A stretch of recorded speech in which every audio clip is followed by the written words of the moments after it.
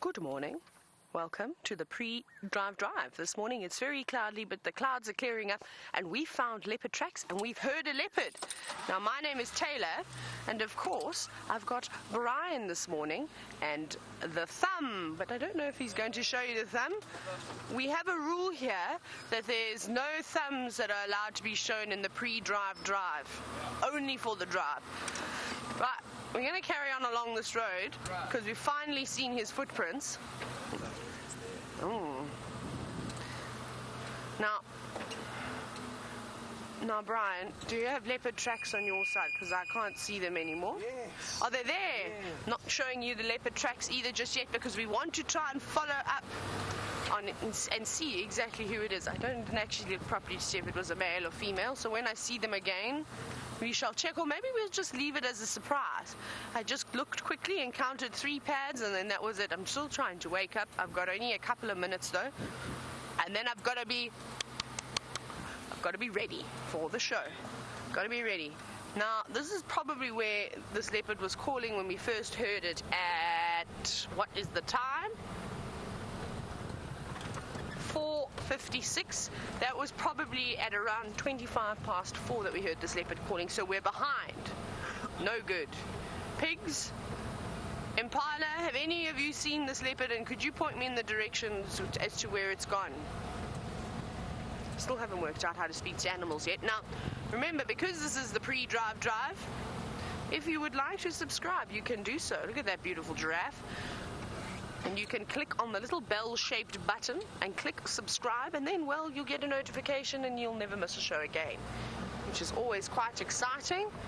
I think this leopard may have gone towards Gallagher. I think that's where we're going to check now. But at least we got some tracks. But now, because I didn't check when I should have checked the footprints. Let's check here. No, zebra.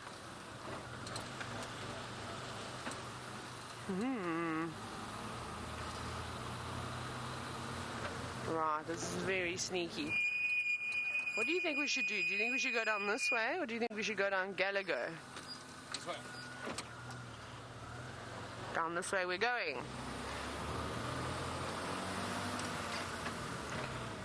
Now, I hope you're ready for an adventure today. I feel as though it's going to be an adventurous kind of day, of course. And it's going to be nice and warm. It's currently 73 degrees Fahrenheit. When we woke up this morning, both Brian and I went back to grab our rain jackets, but I think we don't need them anymore. The sky is cleared quite nicely, so that's good. It means it could possibly be a pool day for us and the animals. Yeah, leopard, leopard, leopard, leopard, leopard. That's too much, Louise. Louise says it's going to be 37 degrees Fahrenheit, not degrees Fahrenheit, 37 degrees Celsius today. So I've seen them line tracks as well. 99 Fahrenheit. James is trying to talk to me. Let's chat to James. Go, James. Was that James? No, I could have maybe actually imagined the voice. It may have been other voices in my head this morning. So yes, it probably wasn't James. I was convinced I heard something. Oh, maybe I heard James's voice through the radio talking to Louise. That's probably exactly what happened. So now that's interesting. We've got leopard tracks here.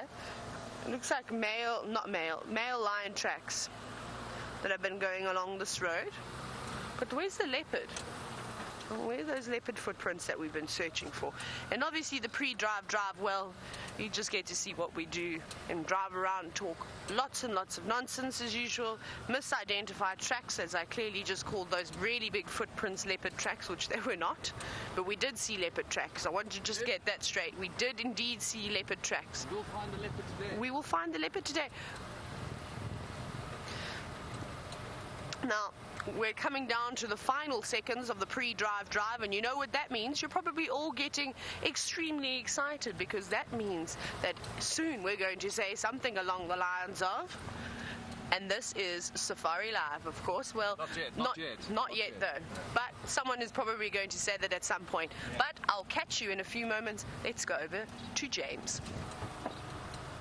This program features live coverage of an African safari and may include animal kills and carcasses. Viewer discretion is advised. Good morning, everybody, and welcome to the dam, the Djuma Dam. That is a lion. My name is James, and this is Safari Live. Ready.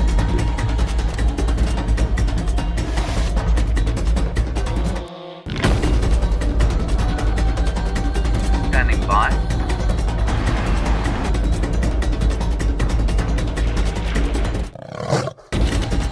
Five, 4, 3, 2, 1. You are live, you are live. It is Sunday morning here in the Lowveld, and things as they are with the lions on most days, but of course on everybody's Sunday, nice and lazy here on the northeast corner of the world's most magnificent country. That, of course, is South Africa. You're watching a live safari, in case you're wondering what this stream is that you've blundered onto. David is on camera today. Hello, David. Hello, James. Yes, marvellous to have you with us. And on the other vehicle, some of you would have seen during the preliminary show thing. Well, Taylor is there, and she's being filmed by Brian Joubert. And the final control on this Sunday morning, Louise Pavid and Kirsten McLennan Sarcasm. Over here, the Nkahuma Pride, we've got the cubs, I think all 8, but only 3 lionesses. I don't know where the other 2 lionesses are. There are 5 of them, of course. 2 down there, smelling, sniffing, eating grass, which of course all cats and dogs do from time to time when they haven't had sufficient green vegetables. I feel rather the same right now, actually. We had a very meaty dinner last night. And then the cubs sort of meandering off towards what we call Central Road, or down into this dry riverbed that feeds, or that used to be fed, by the drainage line that feeds the Djuma Dam. We're on live safari, like I said, so please do talk to us for the next 3 hours or so. Hashtag Safari Live, questions at wildearth.tv. We'll do our best to answer any queries you have or address any comments that you have. That is the great joy of being on the largest safari vehicle in the world, is that we learn probably more from our audience than the audience does from us. So, welcome to it. This is the wilderness, and we're going to go and spend some time with the Nkahuma Pride. Here we go. I'm just going to muscle myself back into my seat. Oh, there we are. Seem to be moving down into the drainage. I don't know where the other 2 lionesses are. Certainly one of them has been mating with one of the males of the Birmingham coalition of 4. We'll just pop onto here for now, but I think we're shortly going to move off down through there.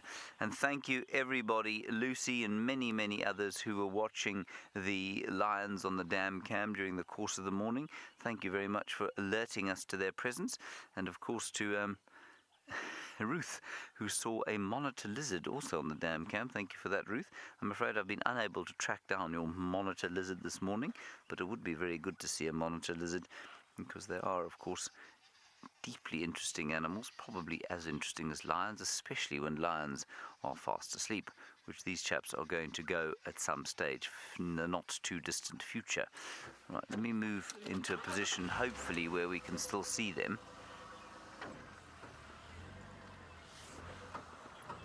Now, X-Ranger, you've said something of great interest. 60 days of cats. 60 days this is. Every single day we've had a cat for 60 days, which I think is phenomenal. All right, I'm going to try and get down into here. I think it's going to be a little bit difficult. So while we do that, let's head across to Taylor McCurry and find out how her search for the leopard is going.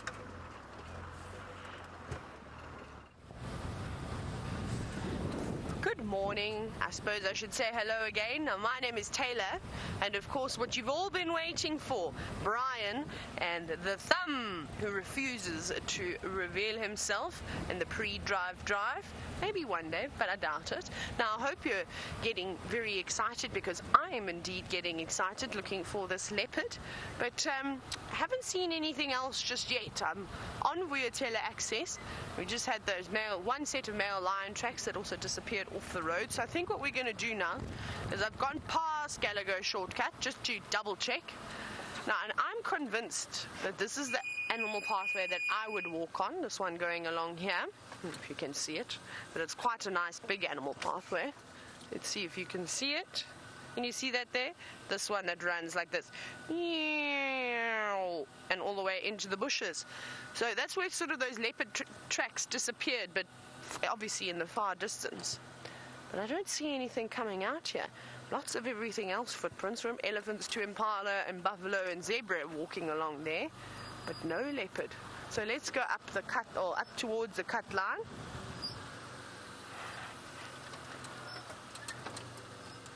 Just double and triple check. Right, up we go. Now that would be quite exciting if we could do a double cat today for our day number 60 of our cat streak, which I think is incredible. I don't think I've ever seen so many cats in a row like that in a while, so that could maybe even be a new record for me, which is quite exciting. But I am going to try and concentrate my absolute best and try and pick up on these tracks again. If I don't pick up on anything over here, I'm going to go back to Rebecca's. And then, well, I'll probably have to jump off and follow those footprints because they went off the road. And that's all right. We can do that. And I'll have to walk very quickly because I suspect I'll be a couple of steps behind. Especially if it is maybe Mr. Tingana who's out doing a patrol. Well, we know how quickly he likes to move as he marks his territory and carries on with his day. But it's quite a lovely morning out here. Oh! Right, I'm going to very quickly head around here and just keep checking for some various animals. But let's go across to James and see how those naughty Nkuhumas are doing.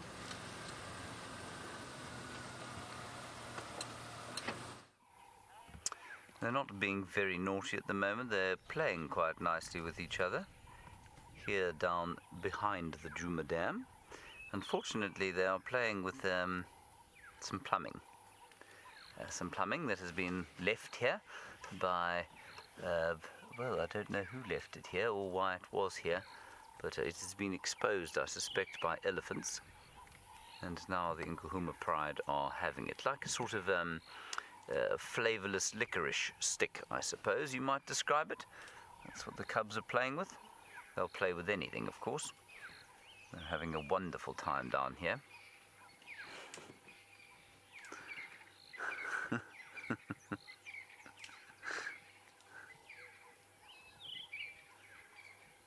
They are rather sweet. I know this is not the best thing in the world to see them playing with a pipe.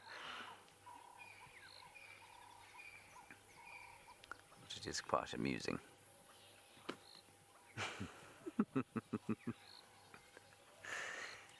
Anybody who was watching them on the dam cam, if you wouldn't mind perhaps trying to let me know if you saw the other two lionesses, if they've moved off recently or if it was only the three of them earlier on, that would be great, just so that I've got an idea of what we're in for today, to see if we shouldn't perhaps look for the other two at some stage once these guys have gone to sleep.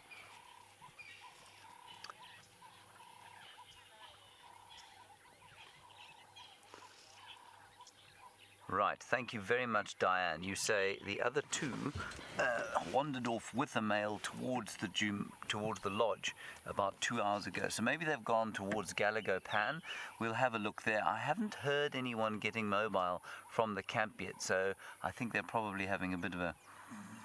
because it is still, of course, very early in the morning. It's only just gone 0500.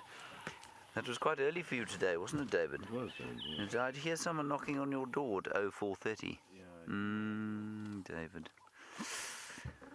Now, this is, of course, not David's fault, because it is so beastly hot at night, which means that we are itching our way through the night and not really sleeping that well.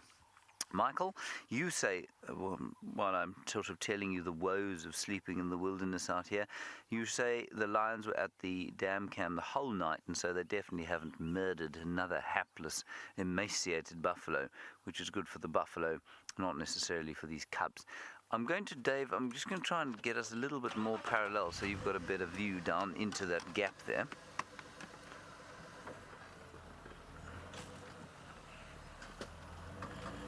think we'll do it by reversing, David. This is going to be a parallel park. Takes me back to me driving test, of course. Now, 22 years in history, David. 22 years ago, I learned how to drive a car. It was just after the horse and carriage went out of fashion. I did not fail, Louise. This is called reverse by touch. See? Now we've touched the bush behind, and when David yelps, we know we've gone far enough. Is that better, David? Yes. You see, I've done it beautifully.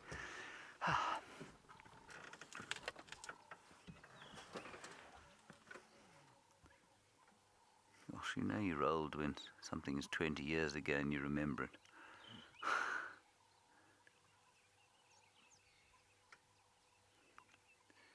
It's interesting that, while we look at these young cubs, once you're into the realm of your 5th decade, David, which of course I am now, you're into the realm of a very unique group.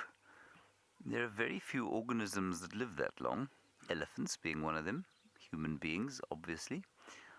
I think 1 or 2 great apes can live that far. And then, that's pretty much it from the mammal side of things. But there are a number of birds, of course, who live that long. Parrots being some of them. And of course termites, David. I'm joking, they don't really live for 40 years. Mustn't believe everything I say.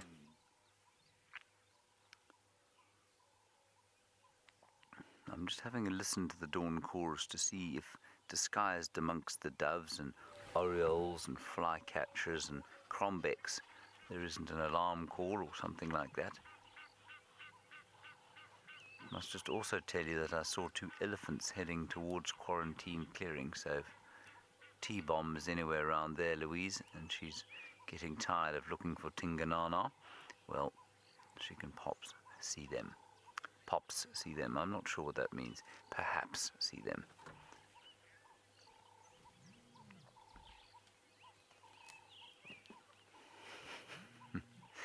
Yes, lions playing with pipes.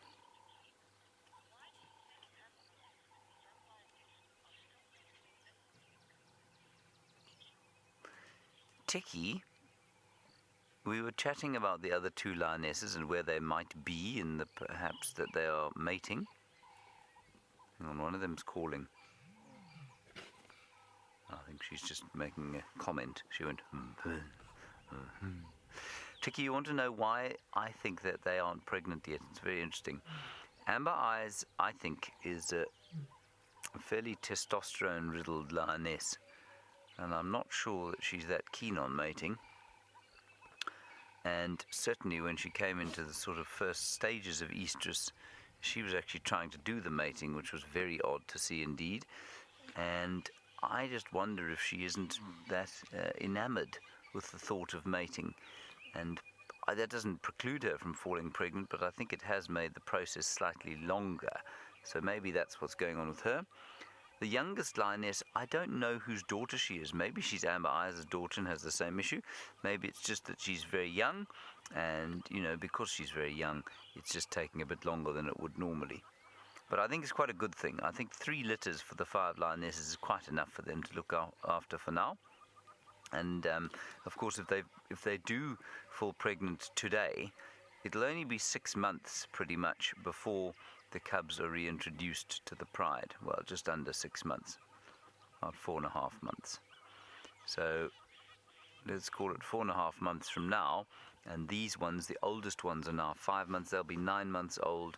So at least there'll be a little bit of age difference. And the oldest ones here will have weaned completely, and that's very important. Ideally, I think you'd want these guys to be almost a year old so that they're actually making a contribution to the hunting rather than just being a drain on the pride resources. Because imagine the other 2 had cubs as well, say they had 2 or 3 each, so there were an extra 5. I mean, that would mean that there were 13 cubs here and 5 lionesses to feed them, which while they're producing milk is absolutely fine, but once they've got to feed them meat, and especially as we go into the wet season, when, eventually the buffalo are going to start putting on condition again, and they're going to be a lot more difficult to hunt. Well, things are going to be just a little bit more difficult.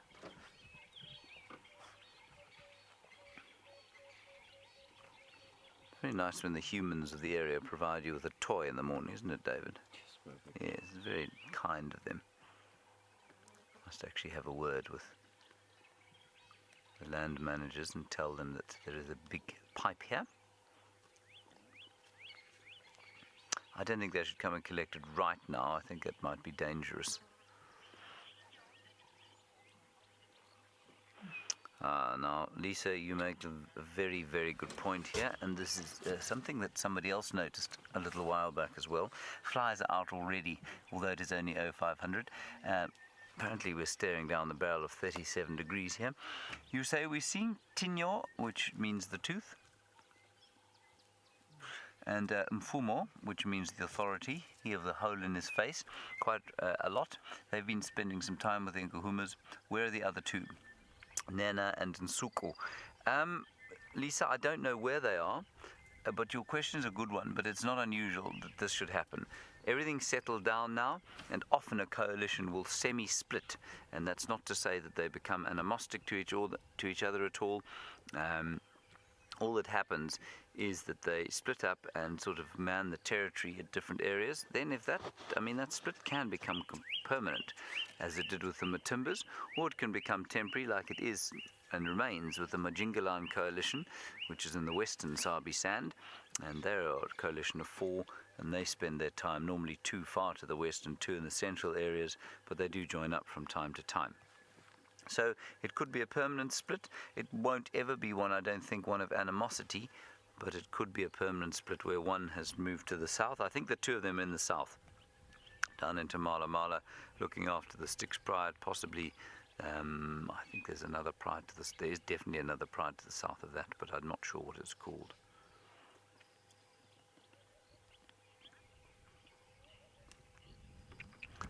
Good news. Taylor has managed to find something to show you. I'm not sure if she's staying with it, though.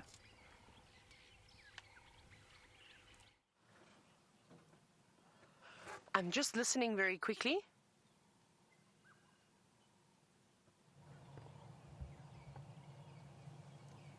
I just heard some vervet monkeys alarm calling, and I went back to those leopard tracks. I can't show you, however, and get off and show you because there's a big elephant coming towards us. We're going to have a quick look at this elephant, but then I want to race towards where those monkeys were alarming. It's a bit thick now. Let me go back, but I'll show you why I couldn't show you the leopard tracks nicely. It's because of this fella over here. There he is, coming towards us. Apologize, I'm going to be quite silent here. I just really want to see if these monkeys are still alarming. Yes. Okay. We're going to leave Mr. Elephant because I want to keep up with these monkeys and see exactly where they're calling from. So we're going to go a little bit quicker. So what happened is it seems as though this male leopard came out and around and he smelled something on the ground and then he completely changed. Can we go along here? We can, hey? And, well, I suspect that he then turned and then went into this drainage system because the monkeys sound like they're alarming down that way. So let's go all the way around. Now the trick with vervet monkeys, they're very good at spotting leopards, also eagles, snakes, any predator really, is that if you can find the vervets that are alarming and you look at the direction that they're looking in, well, normally they'll just point the animal out just like that. So we're going to bounce around, but we're going to pick up the pace. Like I said, it sounds like they're on the other side of the drainage, so we need to shoot onto quarantine and head a bit further south. As I suspect that this leopard has gone through this block and is playing games with us, but we will try and keep up. We will zip around here. Ooh, hello, Impala. Impala, where's the leopard? Where's the leopard?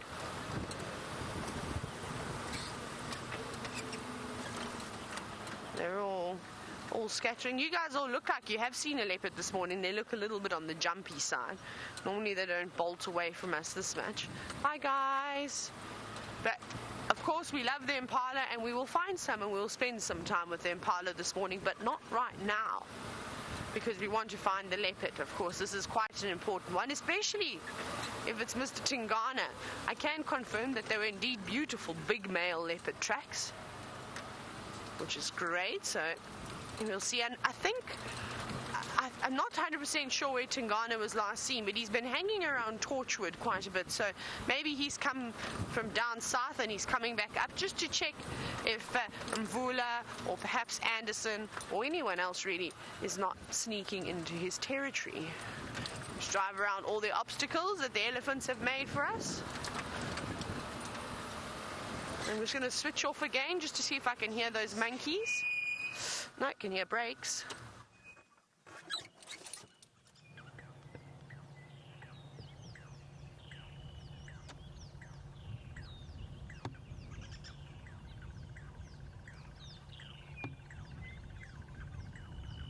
Okay. I can't hear anything now. Definitely no monkeys, but let's go all the way around. Perhaps we'll have to try and jump on Rebecca's again. But from sort of Philemon's cut line side. I think it was in here somewhere where these monkeys were alarming. So I'm also scanning the tops of the trees just to have a look. See if I can see if they are sitting up on the top branches. Now, unfortunately, there aren't any roads inside this drainage line, which would be very useful. And I think the best bet we'll get is if we head on around again on Rebecca's. Like I say, never be afraid of driving the same road again, especially when you're looking for predators. Often you can drive that same road 100 times, and I always say this, and on the 101st time, you'll find what you're looking for. Well, we'll do that. Just check here. So it's nice to sort of scan down when we get to a bit of a higher point. The bush is not too thick. You can sort of see a little bit into the drainage system.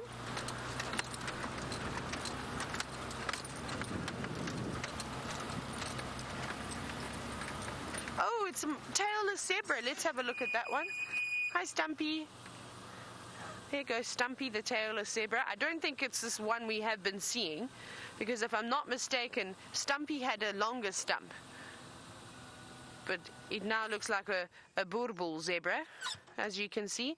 And I always feel very sorry for the animals that don't have their tails, because I get frustrated swatting my hands across my face, trying to get rid of the flies. The monkeys are still alarming. We're off again. Let's go. Okay, I think it sounds like it's on Philemon's cut line, so we need to get there quickly. Bye, Impala, please don't drive. Don't do that. No. I'm going to go and find the leopard, so you stay over here. That's good that they've started alarming again, because they went very quiet. Shoo, now we're a bit behind, so we do need to just pick up the pace.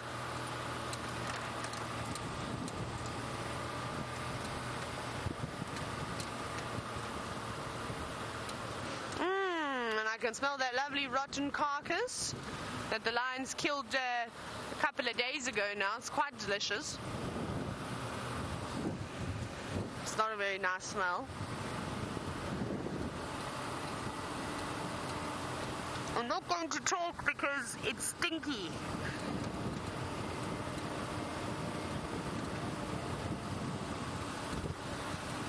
Okay, the smell's gone now. That's better.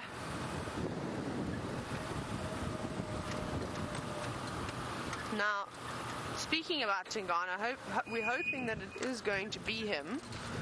Just going to quickly... I see some impala running. No, I think they're just being chased around by each other. Now, Jacob, you're wondering how big is Tingana's territory. Now, to give you an actual figure is be quite difficult, but it extends all over Djuma, Torchwood. It even goes a little bit as far as sort of Hoffman, so further south towards Chitwa. It's quite massive, actually, and it wouldn't surprise me if occasionally him and the Anderson male bumped heads, so that would mean that he would have to go a little bit further west as well, so in towards Simbambili and those areas, into Arathusa as well. now. And sometimes, here we go. I've got the monkeys alarming right here.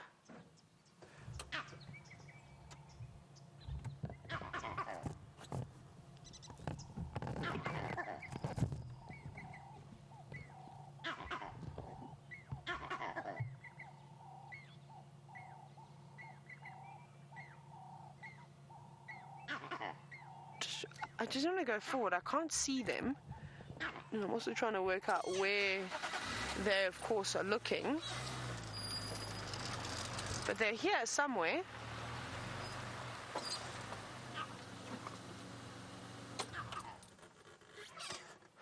Can you see him up top on the marula? This big marula. If you go right to the top branch and all the way to the left. Sorry, I've parked at a horrible angle. We're up on a slope at the moment. He's moving now, the monkey. He's in there somewhere. So I think he's just sitting to the left in all the thicket of marula leaves. He's somewhere in there.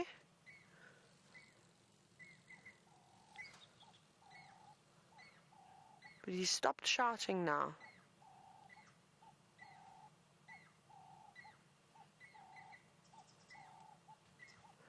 And it's funny, none of the go-away birds are shouting, and they're here too. I'm just going to quickly go onto Rebecca's Road. Oh yeah. Yeah, I think let's quickly go around. Let's zip onto Rebecca's Road because it goes down into that dip. Even if we can just pick up on his tracks, that's fine. That's not a problem, because that will help us. And there is a road called Ingwe Alley, and it seems as though if this leopard carries on going in that direction, perhaps it's probably going to go along there, or maybe it has already. But I didn't see any tracks crossing, so let's check down here quickly. Isn't this exciting? We could possibly see a leopard. I think we're quite close. I think we've made up some ground now.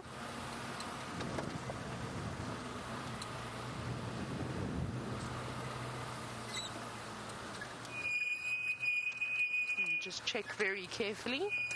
Ooh. Of course, the wonderful squeaky brakes of Jigger.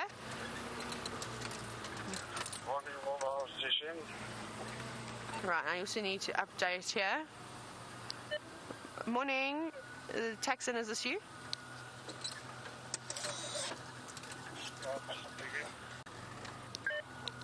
Aubrey, I've got monkeys alarming here in Philemon's Dip.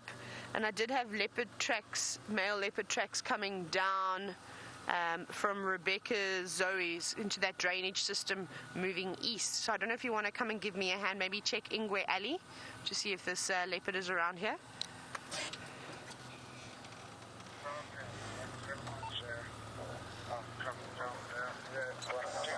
Wonderful. So Aubrey's going to give us a hand, which is nice. Now let's just try and figure out where... They're also prized at the Juma Dam. They're still shouting and looking. Can you see the monkey through those trees?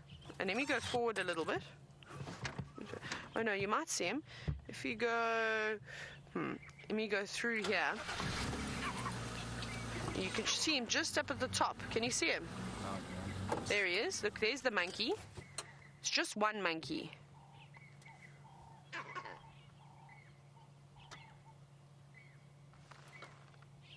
Looks like mom and baby, doesn't it? It does, hey?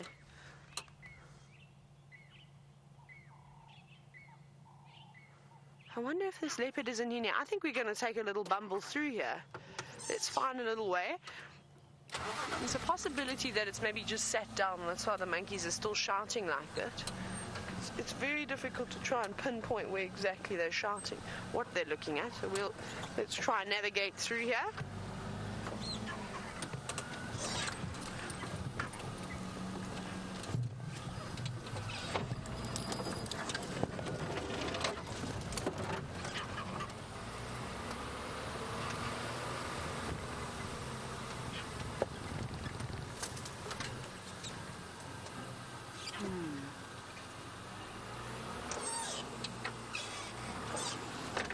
Not going to.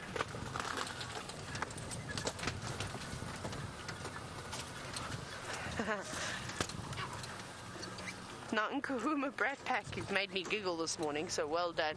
You've said that these monkeys sound like chihuahuas barking. I find that quite amusing. Sorry, I'm trying to concentrate my absolute hardest here. There's actually a couple of monkeys. Now, I don't know what this monkey's looking at. It's just sort of sitting and alarm calling.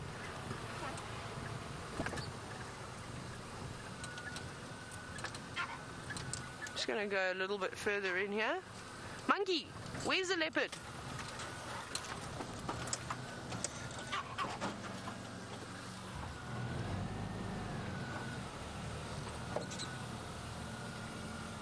He's now changed position. Can you see him over there? Where's the leopard? Just sitting up above us, shouting away.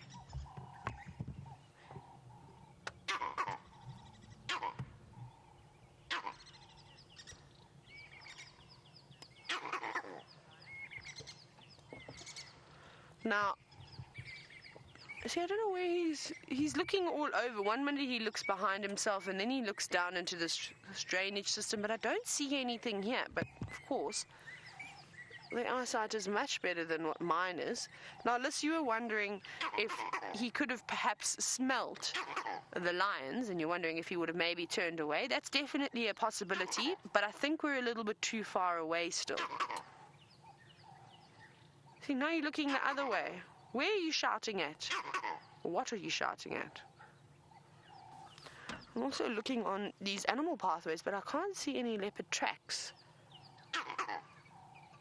Okay. It seems as though it's not in here. Perhaps it's moved.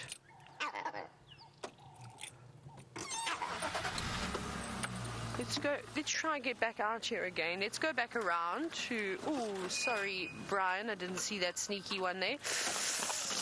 Get away, you horrible tree. Are you okay? You didn't die? We don't need to rush you to the hospital? Not yet, okay. Just going to turn around and check back in here as well.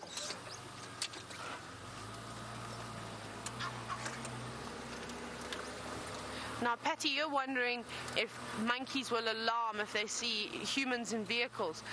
Luckily, they don't, so that's why it was so easy to rule out that they weren't alarming because of us. And we heard them calling from a distance, but they will alarm call for snakes.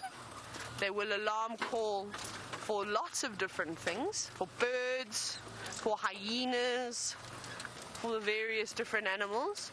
And then, of course, leopards, which are monkeys, well, probably one of the largest predators on monkeys, as well as the eagles, of course. Let's go through. Let's go back. Let's check Ingwe Alley. Maybe we've got behind, because this monkey was alarming for quite some time. And this is what I love so much, is the chase, the thrill. Do you have a footprint? What is that animal shouting at? And we don't know, but we're going to hopefully find out, though. Just go back around.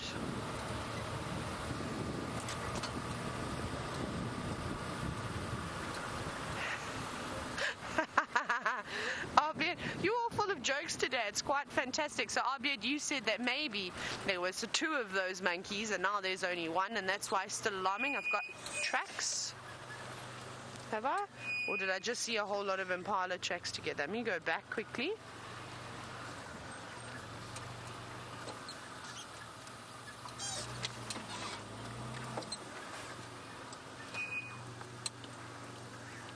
No.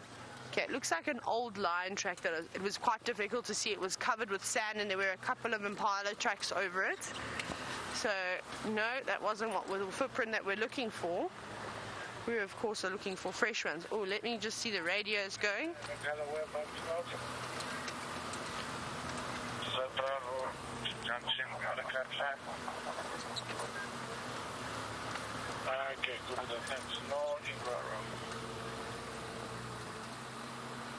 Okay, we're going to come up to Aubrey now, it looks like it. I'm going to have a chat with him very quickly.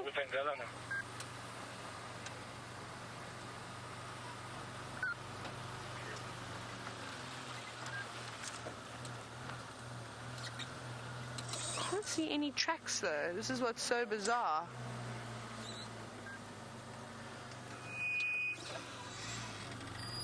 just double check again.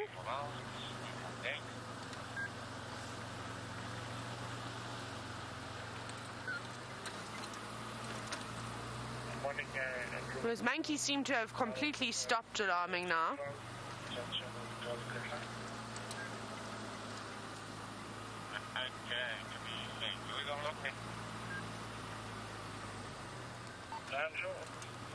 Okay, let's have a quick chat.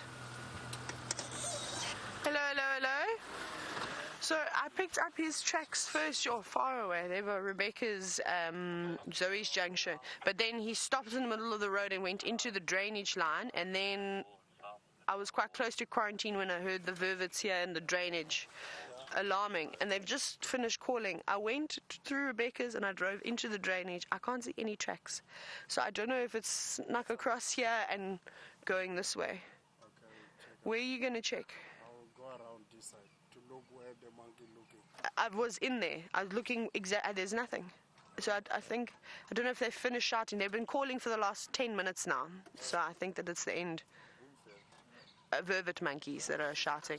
So I think it's already gone because I went and drove right underneath the trees as to where it was shouting and there's nothing.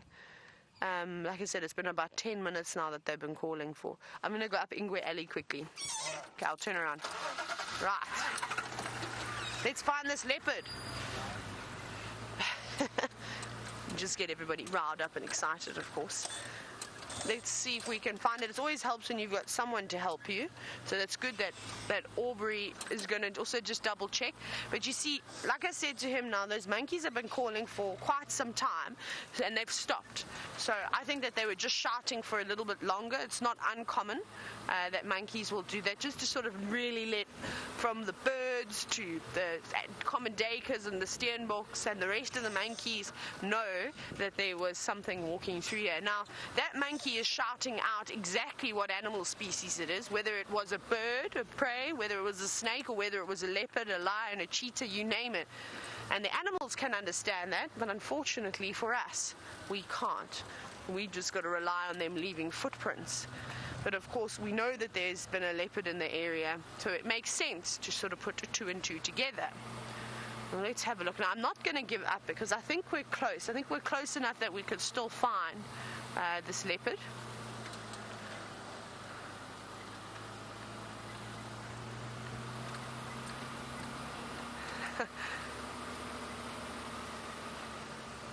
Now, Lalani has given some advice. Lalani says that in times like these, this is when you need a drone, when you can sort of get up and above the vegetation to try and, of course, spot what was moving through here. Now, that would definitely work. It would be hard now. In winter, a drone would work perfectly because there's hardly any leaves around, so then you can really see what's down and below. But at the moment, it's gotten quite thick with all the different trees producing canopies now, and I wonder if you'd actually be able to see really anything, especially flying over a drainage system like this. I'm just driving slowly because I'm also going to check the ground for footprints here.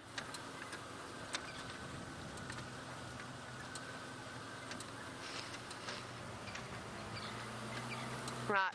We're going to continue searching though. I'm not going to give up until we find the spotted cat. Hopefully between Aubrey and I we'll be able to do so. Let's go back across to the wonderful Nkahumas.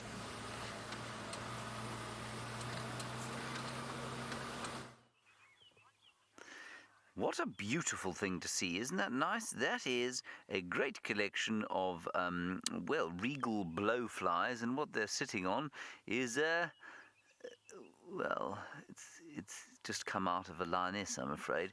And the reason it looks like that is that it's largely grass. We've been seeing them eating grass all morning long, and that was probably last night's grass-eating efforts, cleaning out the digestive system. Excellent to do once a week. She obviously does it on Sundays. The rest of the pride is now moving down sort of parallel with the drainage line, so we'll try and stay with them for the next little while. And I was just saying to David, I know those monkeys are alarm calling, but it can be so difficult still to find whatever they're shouting at because their eyesight is so very good. And the last 2 times I have found leopard from monkey alarm calls, the leopard has been in excess of 1,000 feet from where the monkeys are sitting in the trees shouting. So they really do have exceptional eyesight. It's not getting warmer at all, not that it's ever been very cold today, so I don't think they're necessarily going to go to sleep yet. There's one sticking its head over the top of the termite mound. I'm not going to worry about that one. Oh no, maybe I will actually. That'll be quite a nice picture, David. Yes, there we are. It was very kind of me to stop here for you. And then the others, all around about and below that. In fact, let's move in there. Hello, Eileen. You want to know if there are any man-eater lions? I'm assuming you're asking in this area, and so the answer is I hope not. I don't really want to be eaten. Eileen, I'm being slightly facetious, of course. There are man-eater lions in various parts of the world. Sorry about the squeaking brakes. And the man-eater lions that occur in this area are probably on the eastern fringes of the Kruger Park, on the Mozambican border. There's quite a lot in the way of refugee movement, or refugee/immigrant/poaching activity there. And when that happens, and there's a concentration of people who move around at night, and people who do not know how to what to do when they see a lion, i.e. they turn and they run away, what that does is it encourages man-eating. And so there are prides of lions that do eat men over that way. And apparently, I mean, you do read some fairly horrific statistics, like sort of 100 or 200 or so people get eaten by lions in the eastern Kruger every year. So yes, that does happen from time to time, but that's normally because people are moving around at night and they run away from lions, as opposed to kind of stand their ground, which of course we know you have to do with lions.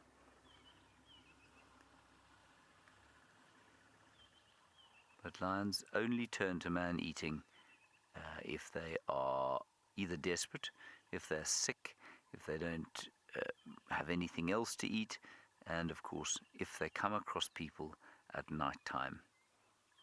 And that's why at night we're very careful to make sure that we close doors, close camps up, and make sure that lions can't get in or near us while we're asleep.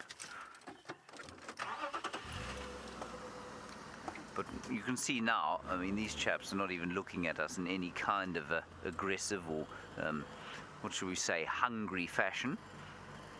They don't want to eat us. They don't see us as prey. They actually see us as a predator. Right, let's go around here and see if they don't pop out into the open. There's a car full of people here. I've seen. There are the lions to the right-hand side. They seem to be moving closer down into the drainage.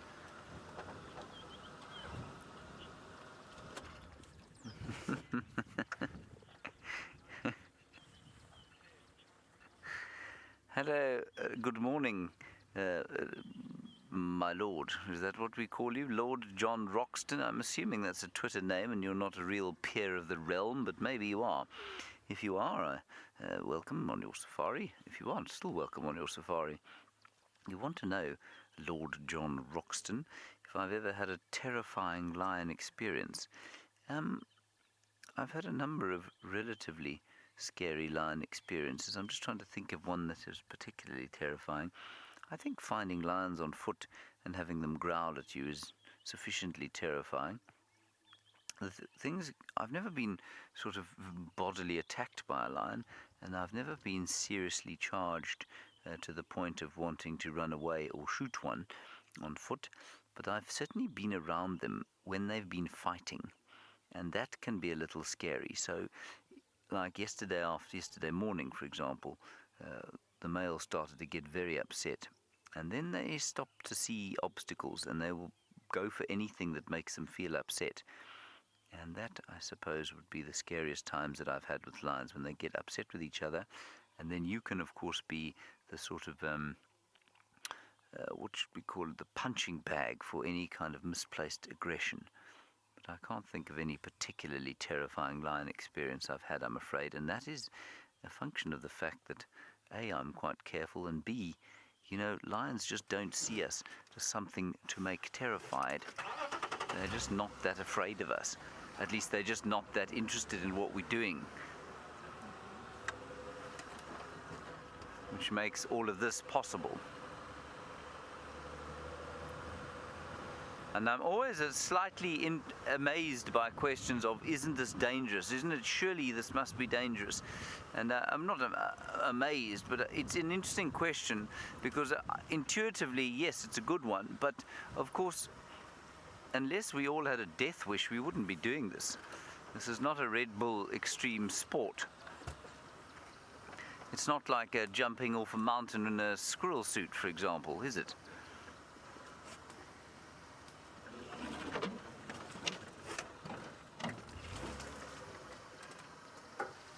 And I know there are many guides around the place who'd like to make out that this job is as dangerous.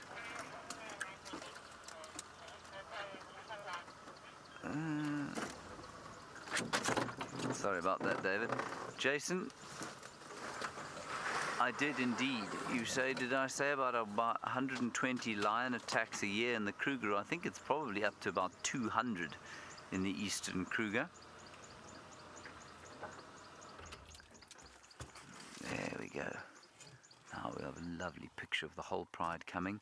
Now, what is this lioness looking at? These lions have been killing during the day quite a lot. And if they come across a buffalo bull now, I think they'll have a go at it, except that they've only got 3 of them with us. The other 2 are not here.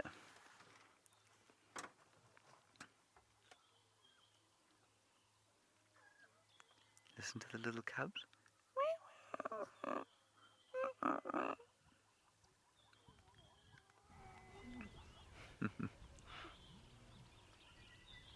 So the 3 mothers with their 3 little litters, the earliest one born middle of June, the last one born middle of July, so they're only a month between them. And of course, as they get older, the size difference will become less and less obvious. Dave, look at this one coming right up to investigate you. That one quite liked the look of David.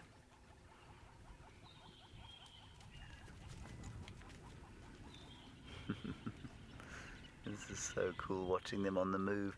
The light's about to break through the clouds. You can just see them turning gold as the sun comes up. There I am, coming up myself.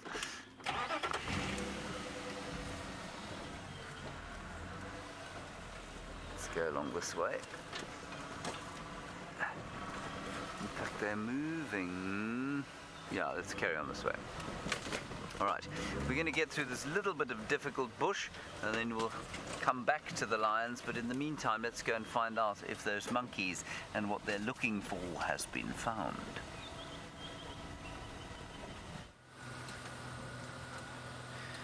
Sadly, we haven't found what the monkeys were shouting at, but we've decided to drive along Rebecca's Road again. We're going to take it slowly and very easily and not too many revs, so that if something does start shouting again, we're able to hear it. But thank goodness we've got Aubrey, who's gone down Philemon's cut line, so now we've got on either side of the drainage, and hopefully this leopard is going to pop out somewhere.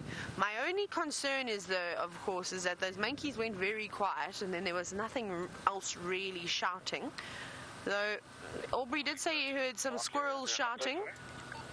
Don't trust squirrels. Not a fan of them because they shout for butterflies. They don't really, but for anything. So we'll just check here again. I'm also still checking for tracks. Like I said, even if we can just pick up on one more clue where this animal has passed through again, jumped into a animal pathway or something, that'll help in the process of trying to predict where it's going to pop out. So we'll just go through here. We'll probably... Is this even a road? My goodness, it looks like it hasn't been driven for about 100 years, but we'll take this one. You see, now look how nice and open it is. I want to show you. And if we drive this, okay, it's not as open as what it was in winter, of course, But if we drive through here, no, that monkey's shouting again. We're going to change our minds. We're going back towards that vervet monkey.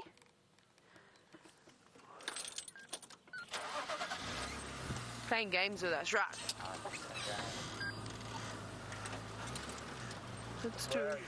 Let's go back.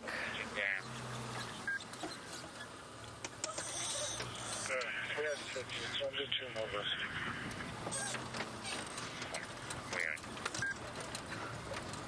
Aubrey, you can hear those monkeys alarming again. I'm going to go back there. China, where from the sharp corner you are, drive straight west along the Shimova here. I was from now, we told him from straight east. It was west, it was Pisikaya. Okay, copy. Can I take that old 2-track that goes down into that Mpisi Kaya? We've got him. You're far from there. We're not far from here. So I'm on the south of the jungle. Maybe drive south of Rebecca close to the drainage line. I'll try to continue along south of the drainage. Okay, copy. I'm going to come back around then from Rebecca's. Or do you want me to keep carrying on as if I'm going south on Rebecca's, or must I come back towards the cut line, Philemon's cut line? Yeah, come towards the cut line from the Right. sharp corner. Maybe I'll see you while I'm on top here. It seems as though Aubrey jumped off the vehicle very quickly, I'll tell you where you're gonna come. and he managed to find him. I don't know who him is, but we'll find out shortly. I suspect it's Tingana, but let's go have a look. Yay! How exciting is that? So hold on tight. Both hands on the bars, please. Now we're going to quickly race around because we know where this leopard is, of course. We don't want to lose him. He's still moving. So we'll just drive quite quickly to get there. That's so fantastic. We put in enough work this morning of searching. Let's see if we can still get a view of him. I'm also just listening to the radio because there's a couple of people that are interested. I was coming now, yes. Keep coming, perhaps. Yeah.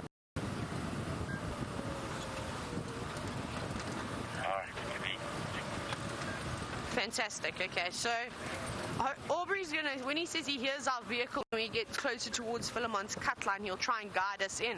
So we were right in saying he's moving along the drainage systems at the moment. So I think that when those monkeys were initially alarming, he must have popped out of this drainage and crossed and gone into the other side. West. Sorry, Aubrey, go again. I'm just where those monkeys were alarming in that dip now. From this corner, they just drive west, southwest from the dead nocturne there. Right, I'm looking for... I'll tell you where it's gonna. I think it's on the north of the drainage. I'm on the south.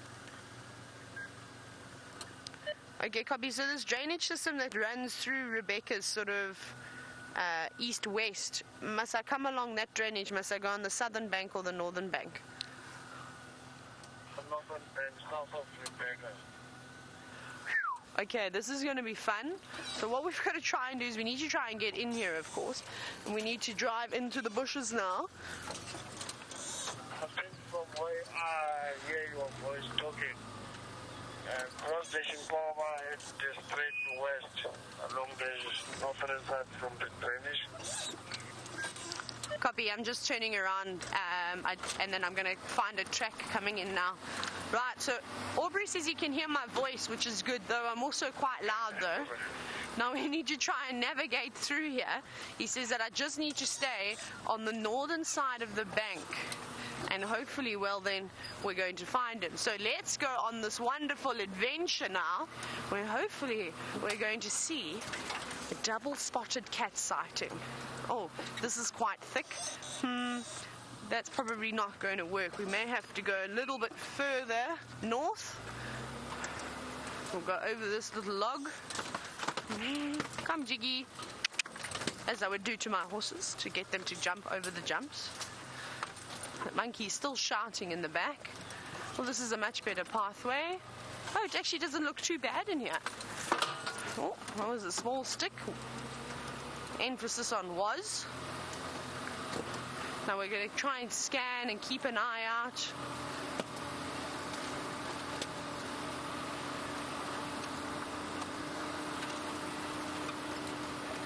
Coming west from where I maybe gonna see me where I am, just north of this.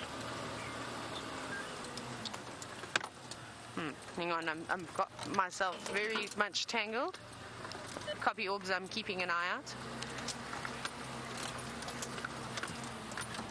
Ah, there he is. I've got your visual. So I can see Aubrey now, he's in the distance. I try to cross also on the bridge to see what is the lullaby. Don't bite me, trees. Now we've just got to try and find a way in here. I don't know where the leopard is, of course.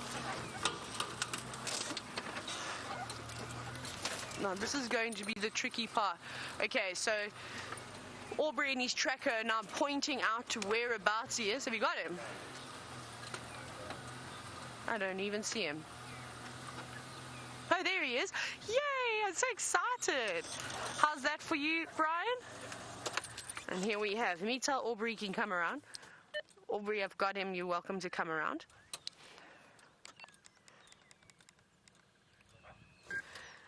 And there he is. Now, who do we have here? Let's see if he's going to look towards us. Straight off the bat, it looks very much like Tingana. What do you think, Brian? Yeah. Definitely looks like him. And the patterns that he's been walking this morning, of course, is very much like Tingana as well. And as you know, the saying goes, a leopard never changes its spots. Well, it's true. They all have various routes that they like to walk. And I'm so happy that after searching far and wide, we were able to find him with the help of Aubrey, of course. So big thanks to Aubrey and his tracker this morning.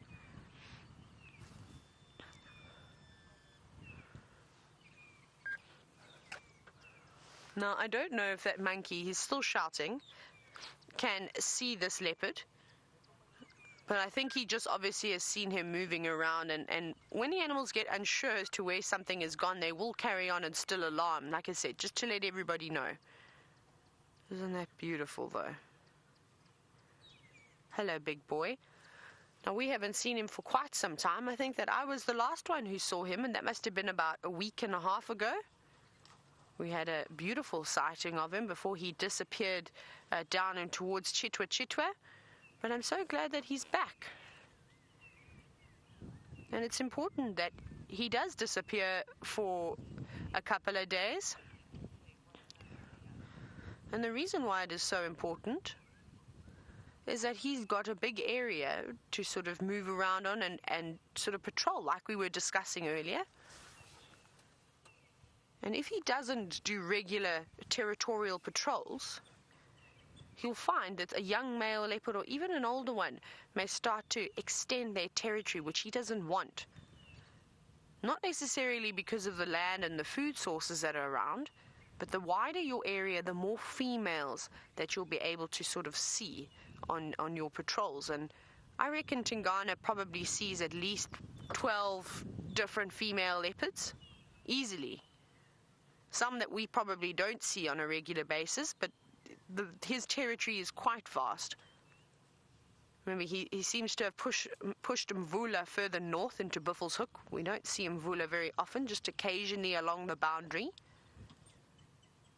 And then, of course, the Anderson male is slightly further west and then more south of where Tingana's territory is. But he looks tired. See how he's panting quite heavily? It's also quite warm today. But I think he's been on a mission this morning, and perhaps he's been moving around quite a bit. And that's probably why he's just resting for the moment, waiting to catch his breath again.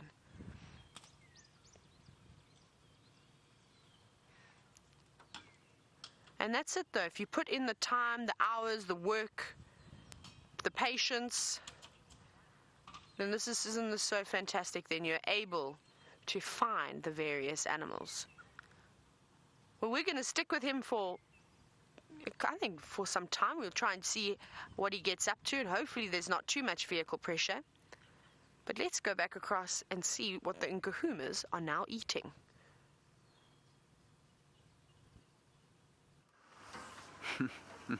They're not eating anything at this stage.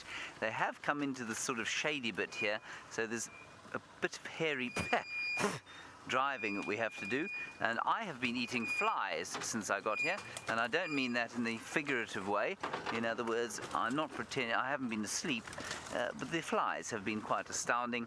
7 or 8 of them have landed in my mouth. It is utterly disgusting. Now, I think it's amazing that Taylor's managed to find that leopard with Aubrey. It's so nice when the plan works out like that. She's made a huge amount of effort there, heard the leopard early on, set her mind to going to find it, and now there you are with Tingana. There are the lions, and we just have to figure a way to get up into that area. How many stations are on Angola?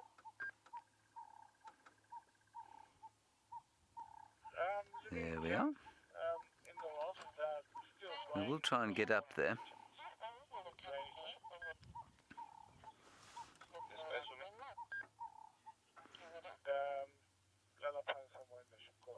Now, I'm just trying to figure out how we can get up there. And while we do that, we're looking, of course, at what looks to be one of the middle-aged cubs, so born, well, just call it 4.5 months old. And you can see quite fluffy and sandy. You're wondering when they will sort of get that, well, it's not too coarse, but when they'll lose their fluffiness and become a bit more like their mums. They actually retain that kind of thicker fur for about a year.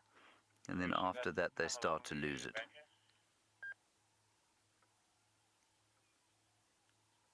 Now, let's try and get up there.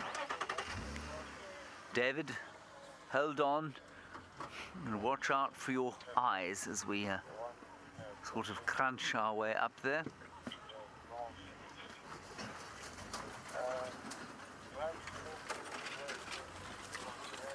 Hold on, everybody.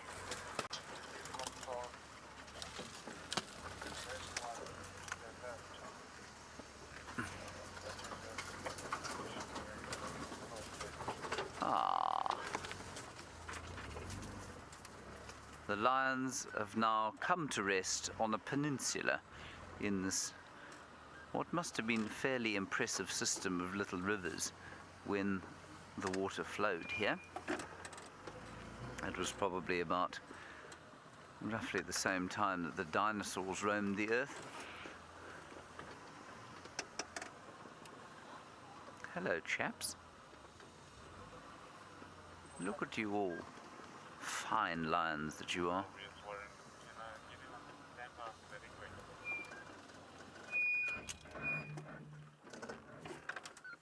I apologize profusely for the squeaking of the brakes.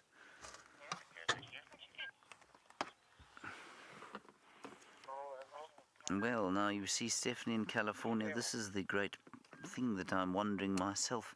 Could you get sick from a fly that's been sitting on a rotting carcass? Stephanie, I don't know, but I imagine you could. I'm hoping that the fly that got into my mouth had not been sitting on that lion bolus or on anything else the lions had, be it in the way of a rotting buffalo or anything else.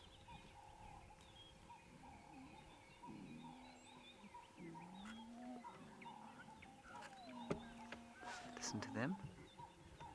And that's the little ones trying to suckle still.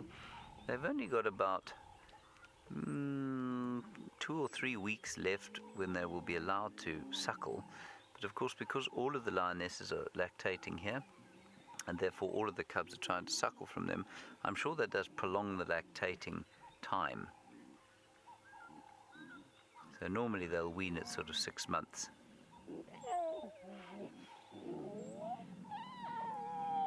Look at this little thing here. squealing at its mother. I don't know if you can hear the crunching of trees. There is an elephant somewhere in there, and if I see it, I'll tell you, and then I shall tell David, and David shall film it. Shan't you, David? Yes, I shall. Yes, he shall. Good man.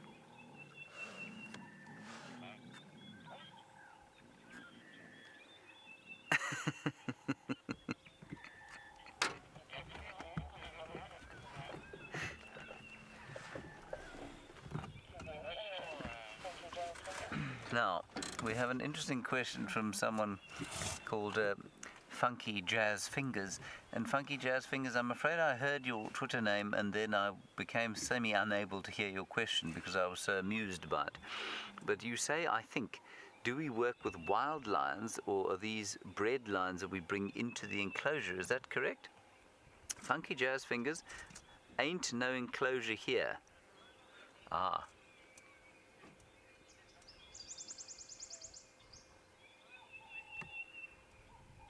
Oh, right. Okay. So you say basically, do we take lions that are no longer able to be in zoos, or do we work with wild lions and take them into the enclosure? Funky Jazz Fingers, I've obviously given you a false impression of what's going on here. This is a completely wild system. We are not in any way in an enclosure. We're in part of 8.5 million acres of contiguous wilderness that stretches the entire northeastern corner of South Africa, east into Mozambique and north into Zimbabwe. And we just happen to be in a small section of it here. It's unfenced completely. These lions are as wild as they get. They're just not reacting to us because they're used to the vehicles and they don't see us as prey or as a threat. And so they just get on with their lives with us around them. So Funky Jazz Fingers, there are no circus lions here. There are no trained lions. There's nothing here that isn't completely wild. And just interestingly on that, I'm going to call you FJF, Funky Jazz Fingers. You like that, David? FJF, we couldn't introduce circus lions here. They have tried, of course, to reintroduce captive bred lions to various wild areas, and it almost always fails because they don't grow up in this area. They don't have the right resistance to disease. They don't learn to hunt from an early age. And so almost universally, the introduction of captive bred lions to wild areas results in disaster. But thank you for your question, Funky Jazz Fingers. It's very important that we address those sorts of things. And of course, I think because we're sitting so close to these animals, often people are often people are sort of have a slightly skewed impression of what we're doing. It looks like they must be trained because we're sitting next to the world's most fearsome predator and we're no more than 30 feet from them. Dayton, you're wondering about whether or not we can use the black patches on the backs of the ears to identify them. Dayton, no. Those black patches are pretty universal.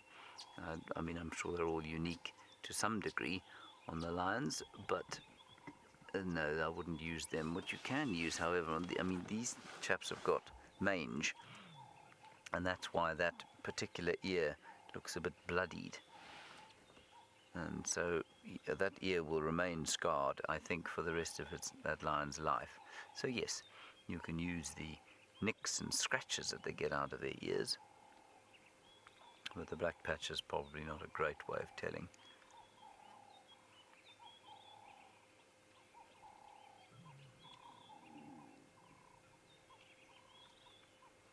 Beautiful.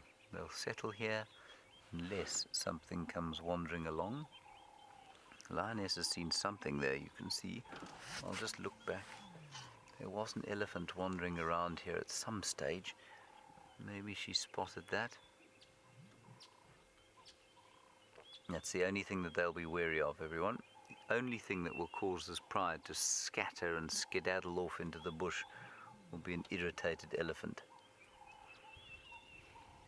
They do not take chances with elephants.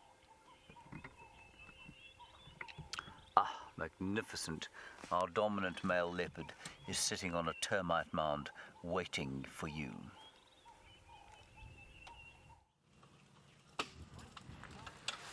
He's indeed waiting for all of you to take lots of screenshots on him. So remember to hashtag Safari Live when you take those beautiful screenshots. We'd love to see them. It's just a pity there's so much vegetation surrounding this termite mound. But I don't think this is going to be a permanent stop. I think he's going to get on the move again. So we'll just patiently sit and wait for him until he decides to make his next move. And you all know I'm very, very patient, so I will happily sit here and wait for him until he plots what he's going to do next. Now, I got quite excited. I thought he was going to come in here and maybe have a little sniff at the warthog burrow that's situated in this termite mound, but he didn't even have a look at it, so maybe he knew straight away that there wasn't anything inside. But I believe that he's known for digging out warthogs, which I think is incredible to see something like that. I used to see a lot of lions digging warthogs out in the Eastern Cape of South Africa. They used to love to do that. But I think it would be quite spectacular to see a leopard taking on a big boar.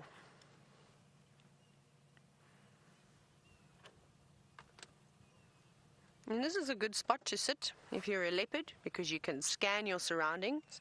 He's got an entire view of that drainage system he's just come out of.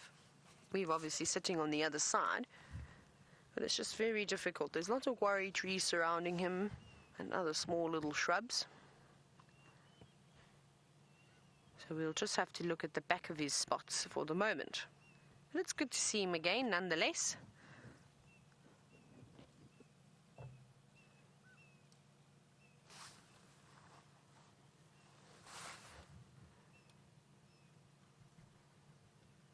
There we go. Hello, big boy.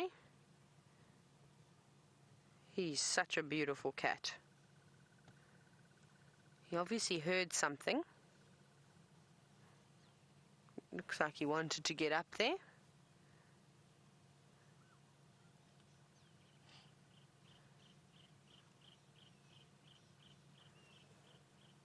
And he didn't look particularly full either. So perhaps while he goes around, he'll try and look for something to eat.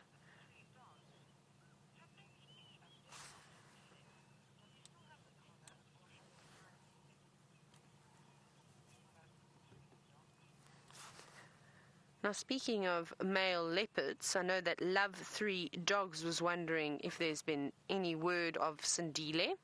And you're also wondering if he's still got his collar on. Now, I've got good news for you, Love 3 Dogs. They've actually removed his collar. I think they almost removed it about 2 weeks ago. It was quite some time ago. And then he was seen sort of running around on cheetah plains. But I haven't heard about him for quite some time now. But I'm sure he's still in the area between Elephant Plains, maybe even further east of that, possibly further southeast. It's hard for him because he's a young male leopard. He can't quite establish himself just yet because there's all these big male leopards from Shivambalana to Quarantine to Tingana, the Anderson male, Mvula.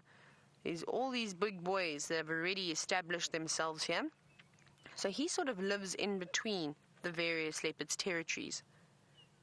And I've even seen him go right down as far as the Paul Kruger Gate in the Kruger National Park. So almost at Shaw's Gate, which is the most southern entrance to the Sabi Sands. I saw him down there, which is very far away. Sort of as the crow flies, if you were to drive there at the speed we drive, it would probably take you about 3.5 hours to get all the way down that way. So it's a distance. But he did come back though.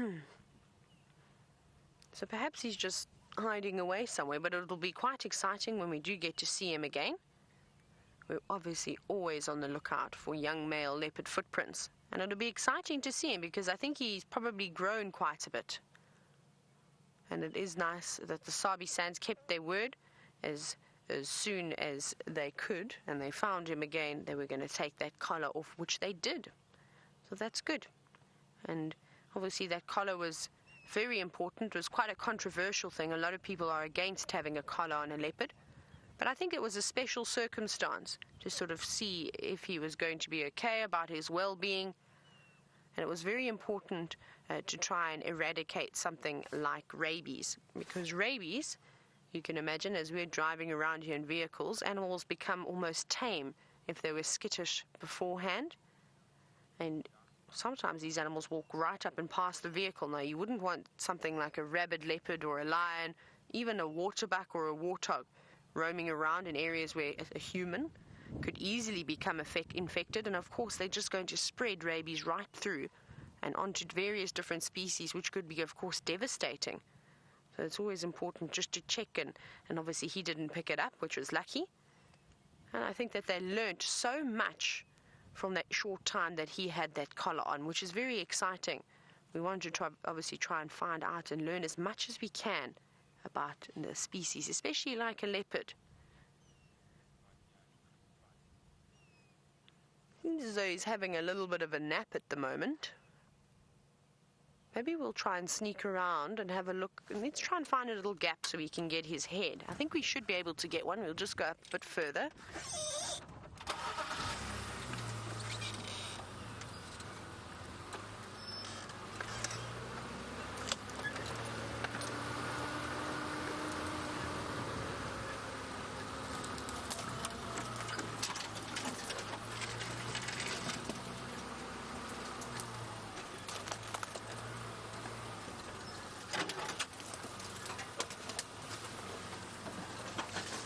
Here we go. This is a nice gap.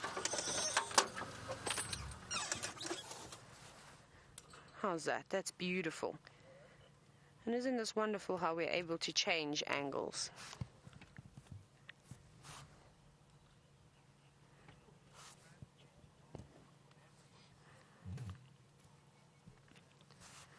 He actually looks like he's settling down now for a bit more of a permanent nap than what we saw him doing earlier. His head is now obviously not perked up and looking around, but still panting quite heavily. Not heavily. There was too many L's in that word.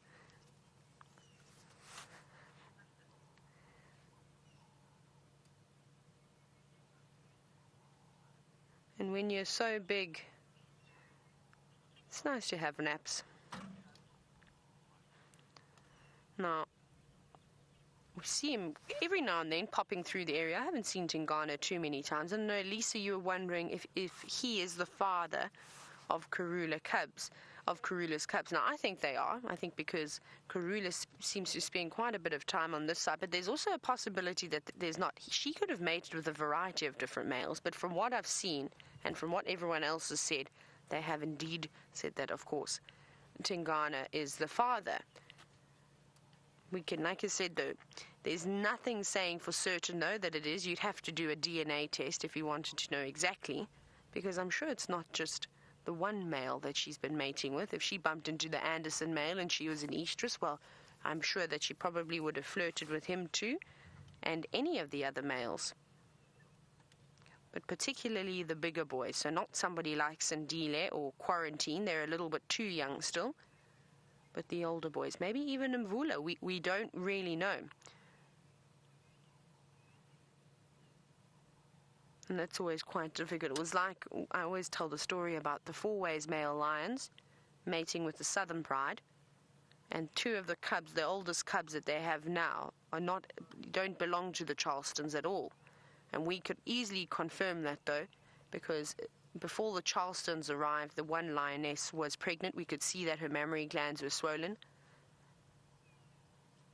So we indeed knew that way that it was definitely the four-ways males. But it's a little bit different compared to lions and leopards, is because typically, like for instance down in the south, each pride of lions has a coalition of males, or one male or 4 or 5 males. Up here it seems to be a bit different. It seems as though the Birminghams really rule this northern section, and they go between a couple of different prides. So down south it was quite easy to be able to tell who was who in the zoo and which males were mating with which females. But of course with the leopards it's always difficult, because down there, I'm just trying to think, we had so many different male leopards, and on various occasions I saw the same leopard mating with 2 different males. Like a Tingana was a Mashabeni, He was our dominant leopard, but we also used to see Shivonakele, who used to roam those areas and used to be the dominant leopard. And then, of course, Mbavala, who's the contender for being one of the largest leopards in the sand. So we would see them, and actually even more, a couple of others. I've forgotten their names, though, now. The ones we didn't see as often. And they would all do their rounds, though, mating with the various leopardesses in that area. He seems very settled now.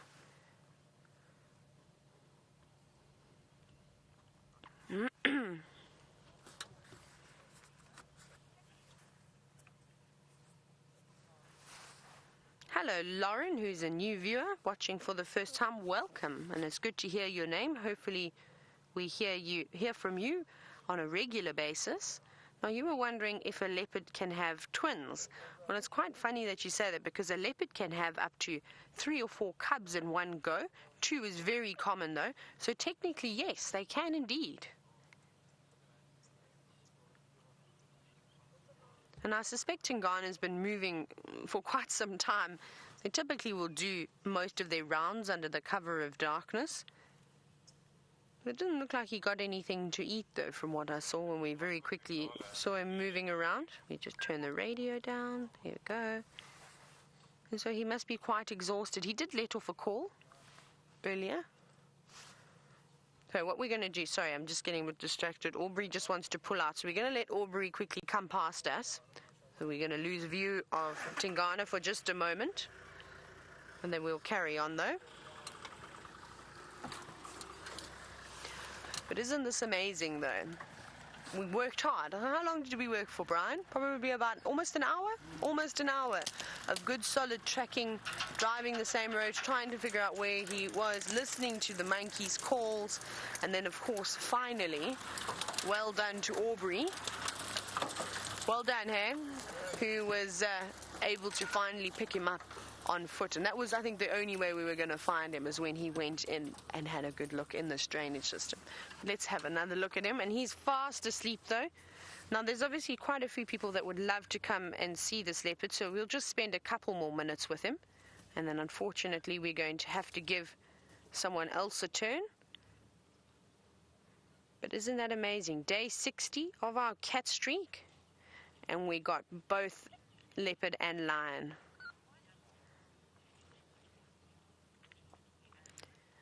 Now we're seeing him here just resting on top of this termite mound, and Waterski Andrew was wondering, why doesn't he sleep up in the top of the tree? He doesn't have to.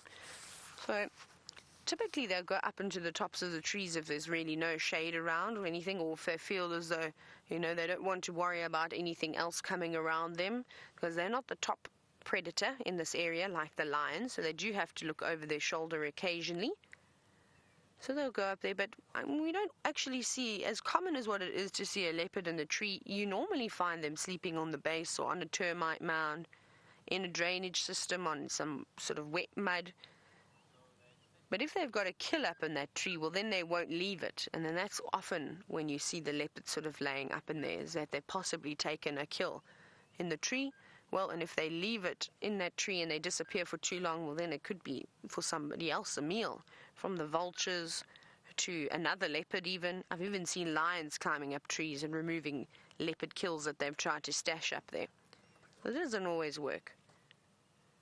But it's not very hot at the moment. It actually feels as though it's got a little bit cooler, and it's quite overcast. So he can just sit out in the open and not have to worry about shading himself just yet. Look at those beautiful paws. And I just love how the spots go from rosettes to actual spots and down on his paws. And he's got lots of little ones. He is such a beautiful cat, though. He reminds me a lot of the male leopard, our resident male, Mashabeni. Tingana's much bigger than him, though. Mashabeni wasn't a very big leopard, but let me tell you, he was fierce and he had a very big personality. And any leopard that come through, he would chase them out. And he fought with young male leopards. He fought with older male leopards that had experience. And he often used to come out with just a couple of scars, even though he was sort of small in stature. And he used to boss those older boys around, and the younger ones too, which was always incredible to see. Who sort of got the same look about them as well.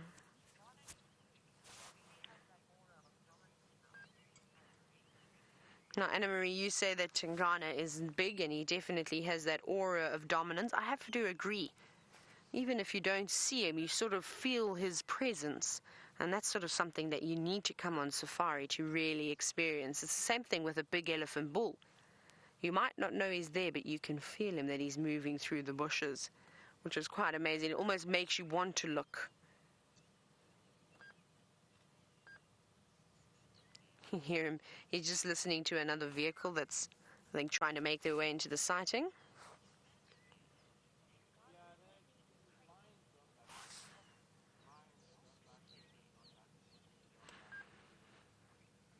Now, we've all seen how beautiful Tingana's dewlap is. I think we got a very quick glimpse of it as he perched himself up onto the termite mound. Now, Andrew, you've commented on this and you've said how wonderful his neck is, but you're also wondering, does that help him to move his meal around?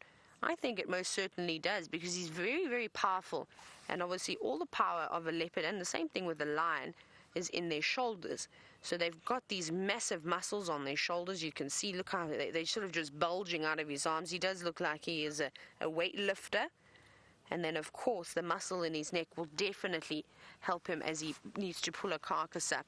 It's like Mr. Anderson, and I suppose Tingana is the same. They quite easily and are well capable of being able to take down young zebra and young waterbuck, which is incredible. The same thing with Mashabeni. He was able to do that, but he wasn't as big, and I found that quite impressive, that he was able to also take down such large prey.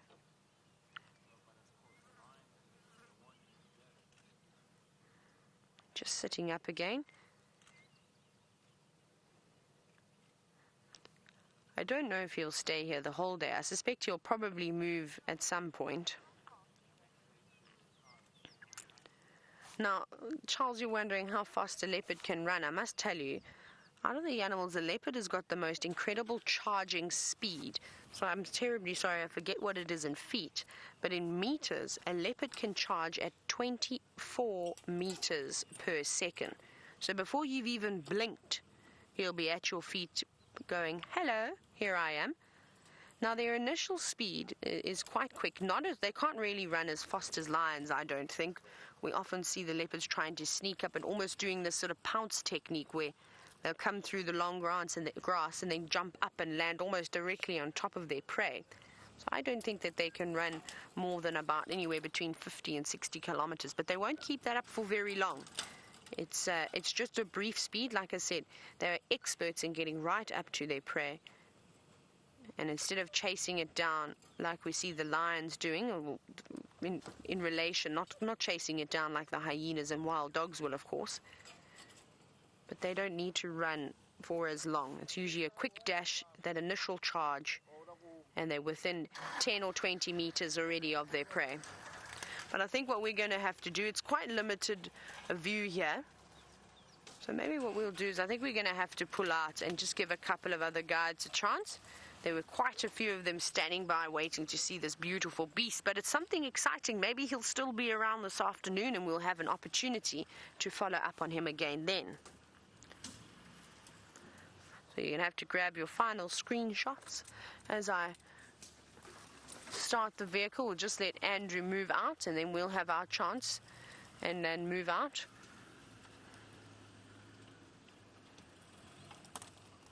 And hopefully the flies don't bother him as much as they did the other day.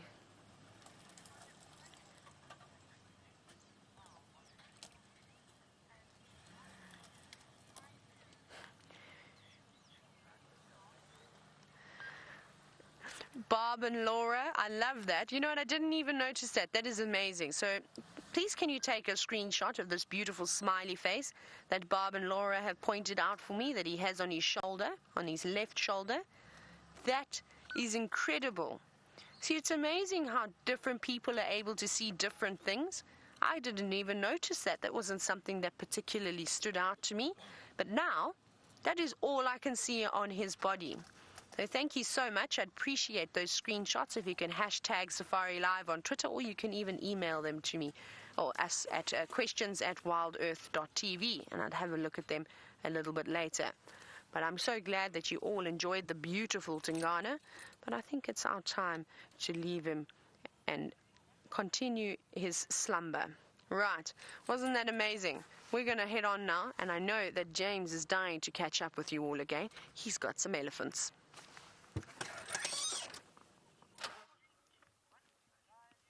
I'm dying to catch up with you, everybody. We found some elephants, haven't we, David? I nearly drove past them, everyone, I'm afraid. But, luckily, I saw their grey shapes feeding in the bushes here. They are so completely peaceful at the moment. And eating a great deal of bushes. Still not sufficient grass around at the moment for them to only eat grass. There you can see that one's found some grass. That's a brilliant find. A long Guinea grass plant, and even at the tender age of probably about, I'd say about 5 years old, this elephant knows that grass is better for her. Now, let's just see what she's eating there. I was quite interested in how selective elephants are, because they do tend to be selective. They don't just eat anything. It's an interesting tree that called Papia capensis, or the jacket plum. And it's most interesting, of course, to someone like me, David, well, not to someone like you, of course, because apparently its leaves are good for treating baldness. I have yet to find any truth to that rumor. Now she's moved on to something called the blackthorn, or black monkey thorn, sorry, Acacia burkii. I'm just going to have to talk to Andrew on the radio at the moment. Go.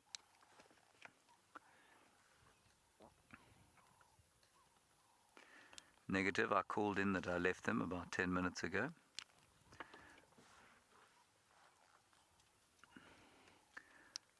The animals are between Central Road and the drainage line. There's a pan in there quite close to the concrete crossing. They're in the middle there. Just follow the tracks off Central.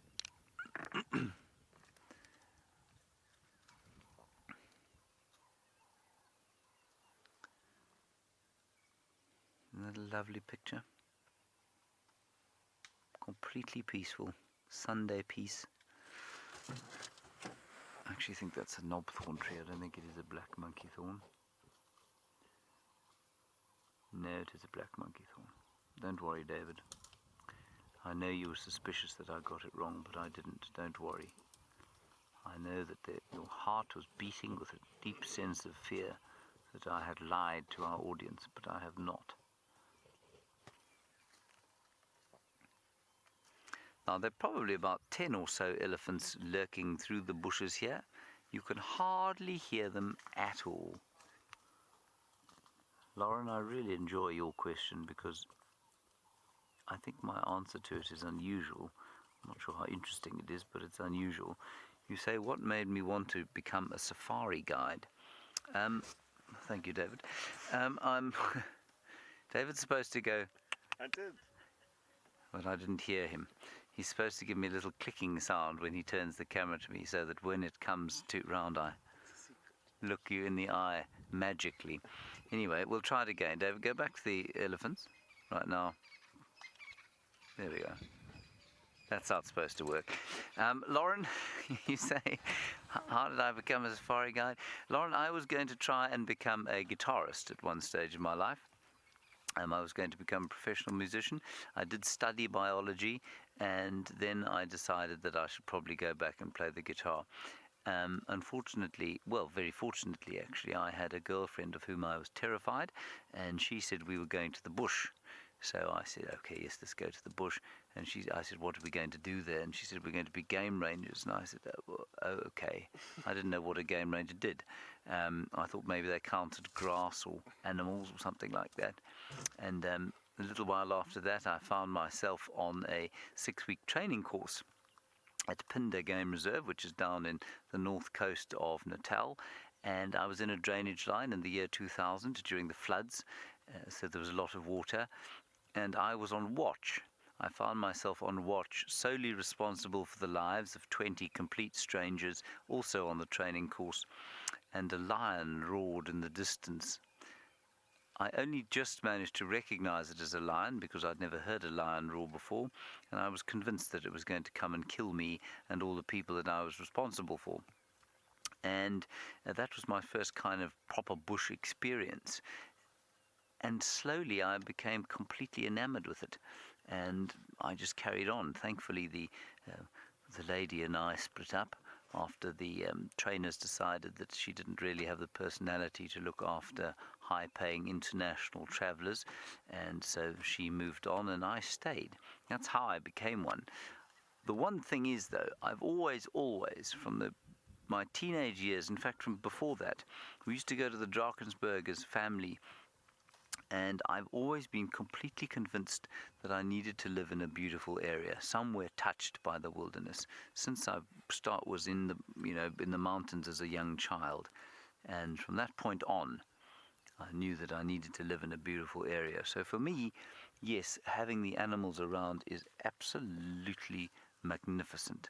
But the fact that I am able to wake up and not hear the traffic and get out, sort of roll to the Land Rover, which is my office every day, is a pleasure that I can barely believe I've managed to, or been lucky enough to get as a job. And so I live in a beautiful area, and that was my sole career ambition, actually, when I left school some 22 years ago, David. And that, Lauren, in a long-winded way, is how you and I came to meet where we are now.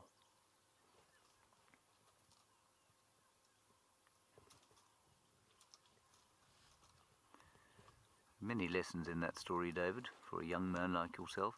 You know, don't always be afraid of women. Sometimes they can lead you in the right way, in the right path for your life.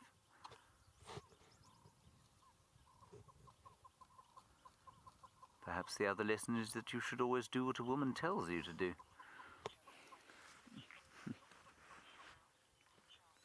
Charles, yes and no.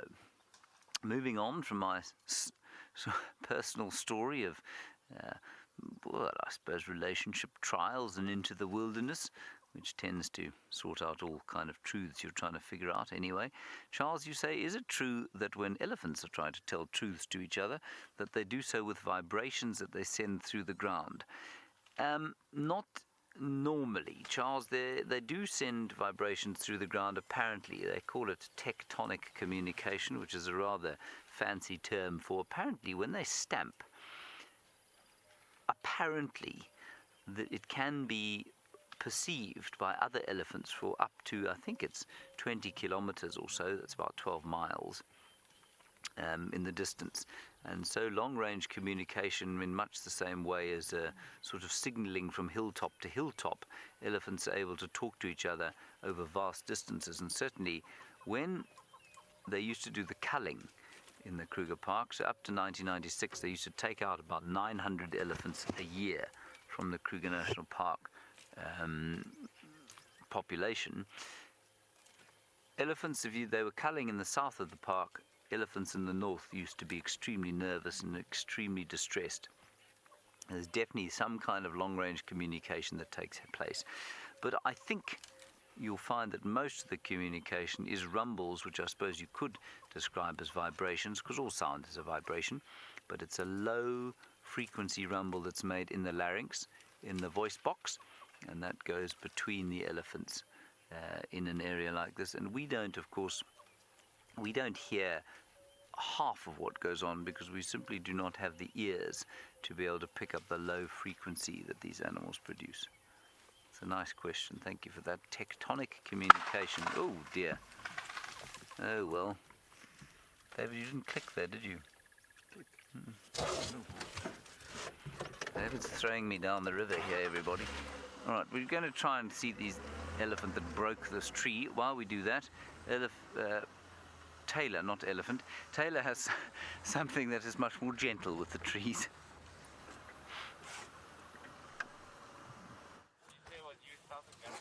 You can see a giraffe moving around in the background. Hello, mister. And he's quite an old boy. And one of my favorite things to point out on giraffe, of course, is to see how old they are, is all the calcification that you see on their heads. Now, you can see he's got lots of lumps and bumps. Now, that is perfectly normal.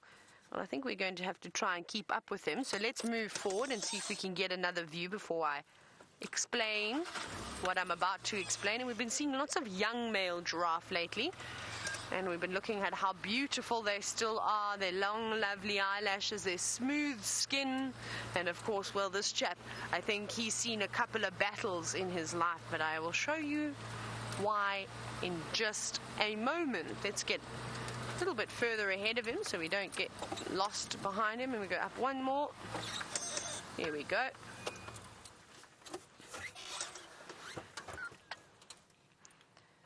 He's a funny looking giraffe. Now look at that head of his. You see how there's bits of those calcifications that are almost exposed now. The hair has been rubbed off. And that's how you can tell that he's seen a couple of battles before. He's obviously been necking. This is not obviously fresh sort of injuries. These are quite old, so probably a few months ago, where he was battling it out. And I suspect that it was probably a serious battle for some females. But isn't that amazing? And that's very important. I like to emphasize the calcification on the face, because it's basically like adding extra padding, really. So it's like wearing a helmet, or it's like putting knee pads and shin pads on, and that helps protect the head. Isn't that amazing? He's lovely and dark. I mean, I don't really need to point that out. You can see how beautiful he really is. But he's not particularly tall. And look at all the ticks that you can see on his body. He's got quite a few ticks. You need a couple of oxpeckers. Sorry, I think I'm going to sneeze. Excuse me. Thank you. Louise is saying bless you 100 times now in my ear. But the oxpecker that this giraffe looks like he needs, though, is the yellow-billed oxpecker. Now, Brianne, you're wondering if giraffe are often preyed upon. You're very much correct in saying that, especially by the lions. Now, a big, beautiful giraffe like this, though, he's got a good chance, though, possibly outwitting some lions, especially in this area. And a technique that I've seen the Kruger lions doing, I've watched a couple of documentaries on them, is that they take, or if they find giraffe around the sort of granite boulders, the rocky areas, the lions will chase the giraffe onto those surfaces that are not flat. And when you're that tall, it makes it quite difficult to sort of balance when you're running at a high speed over an unleveled area. And it's a very clever strategy by those lions. And it's this one pride, I've forgotten the name of the pride, that are sort of specialist hunters in the Kruger of giraffe. And that giraffe, unfortunately, will lose its footing and fall. And once that giraffe falls over, it is almost guaranteed that those lions will be able to bring it down. Because as soon as they sit on that giraffe's neck, that giraffe is not getting up again. And it's very sad, of course. But if you have a pride of 40 lions, you can imagine buffalo really just doesn't do it anymore. Unfortunately, they need to catch 3 or 4 buffalo to sort of fill their appetite. But a giraffe, however, they would feed on that easily for a couple of days. Remember, the giraffe weighs at almost 1.2 tons, especially a nice big boy like this. And there's plenty of flesh for the lions to feed on. So they don't seem to hunt too many elephants in this area. That seems to happen when you go up towards Namibia and Zimbabwe.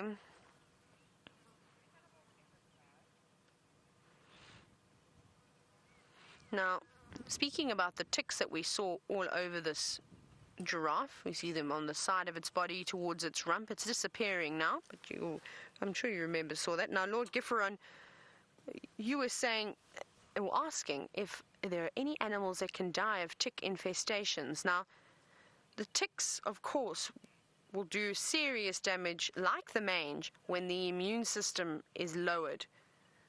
So if that animal's not feeling particularly well, a little bit down under the weather, then yes, an infestation of ticks could then probably kill an animal. And I saw it quite often down in the Eastern Cape of South Africa. And I talk about the Eastern Cape quite a lot, but that's where I'm from. Sort of a similar area where James is from. And they tried to introduce springbuck. And again, I think I've mentioned the story. And springbuck should never have ever occurred down there. Firstly, because the biome that it's in, the thicket biome, the Albany thicket biome, is evergreen. So it's made up of small evergreen shrubs with a couple of tree components, and I think there's probably about 6 different species of trees that we get down in the Eastern Cape. Not very many like we get up here. And it's very thick, lots of mountains and valleys and rivers, so there's a lot of water around. Now, springbuck, of course, prefer the harsher environments, the arid regions like the Kalahari, like the Namibia, the Sahara, all those areas. They prefer those big salt pans. And you can imagine, when you're living in a dry area where there isn't a lot of vegetation around, the tick populations aren't nearly as high as what they would be even in an area like we're in at the moment with all the vegetation. So they're probably not used to the amount of ticks. And, well, they seem to have died I suppose, something quite similar to a Lyme's disease. We call it biliary. And they can get that. And unfortunately, that would knock the populations of springbuck within a year. Remember, we introduced about 50 down into a new section of the reserve, and they didn't last. There were a couple that had lambs, but unfortunately, the lambs would never make it to adulthood, which was very sad. So yes, they can, but up here, they're very well adapted. They've got things like oxpeckers to help remove the ticks. But those big ticks that we saw, they're not going to be removed, unfortunately, by the red-billed oxpecker, which is the one that we see on a regular basis. And this is where the yellow-billed oxpecker is so important. And I hope that we start to see more and more of those populations in this area. It's because they feed on those beautiful, big, juicy ticks. Well, as beautiful as a tick could be, I suppose. It was a strange word to use to describe that tick. But they will actually eat those, whereas the red-billed oxpeckers sort of do a scissoring motion with their beak through the hair of the animal and will pick out those finer ticks, which are also bad. So the pepper ticks, which are tiny. I think I've described them and said they're the size of a pinhead.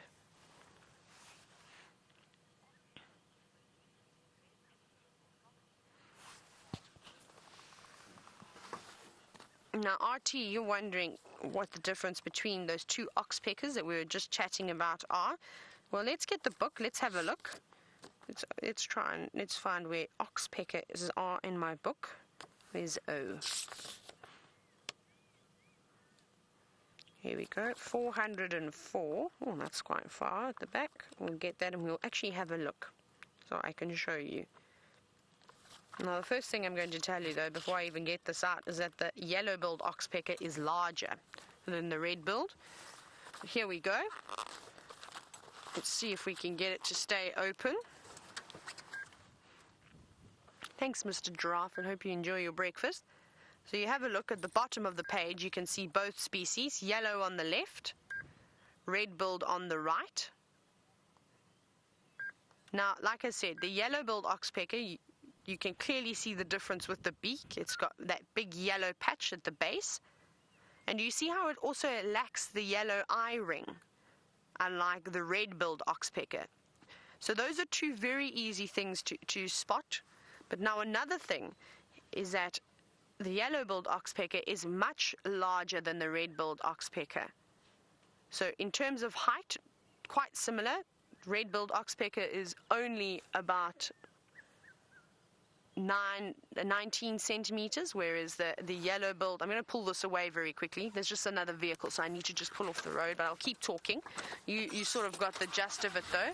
Let's go back very quickly. We're just going to move away. I'm going to reverse. Sorry, poor Aubrey, I'm blocking him in all the time, so we'll just, that's a big bump. we'll just go around here. Bye, Aubrey. Sorry, we won't block him anymore. And even the sort of the robustness of, I don't know if that's a word either, I'm just making up things today, of a yellow-billed oxpecker is just their whole sort of physique about them is much larger. So when you're seeing them on the buffaloes, so typically you'll see them on the herds of buffalo and those big herds that we see coming through in the winter months, is you keep an eye out as well at the back of the herds.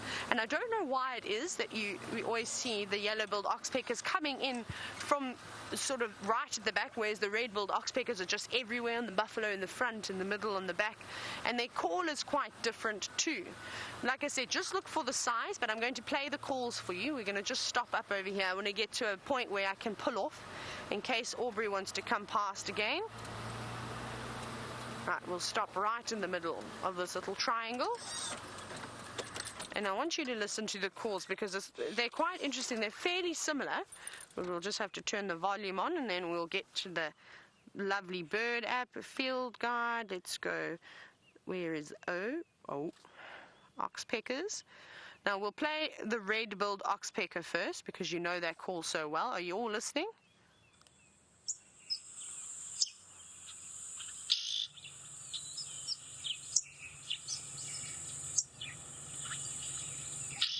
You hear that? Now take note of the tone. Quite sort of raspy, but let's now listen to the yellow-billed. See how much higher pitched it is.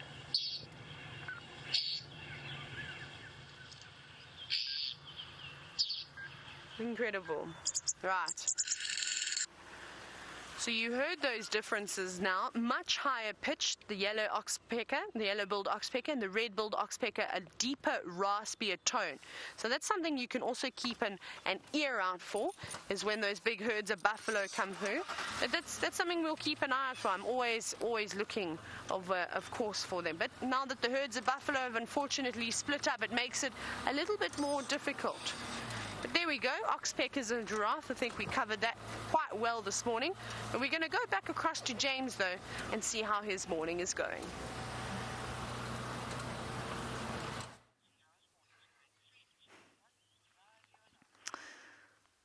Well, my morning is going fine, everybody, but that hippopotamus is making me feel very sleepy indeed.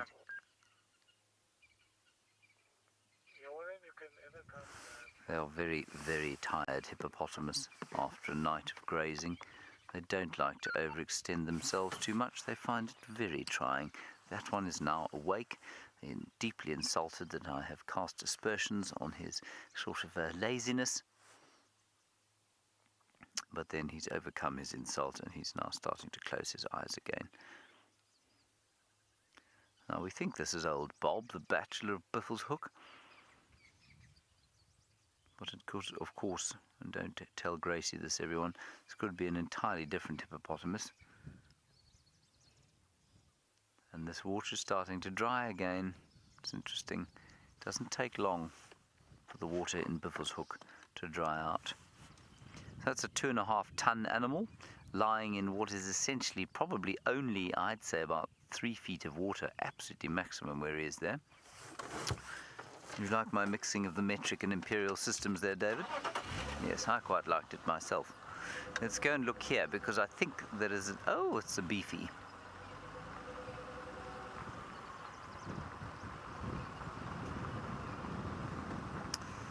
I don't think... Wait, hang on a sec. Let's go this way. I think this beefy is going to come up through the game path, down to the water's edge, where it will remain for the rest of the day, hoping that the Nkahuma pride does not come along to eat it.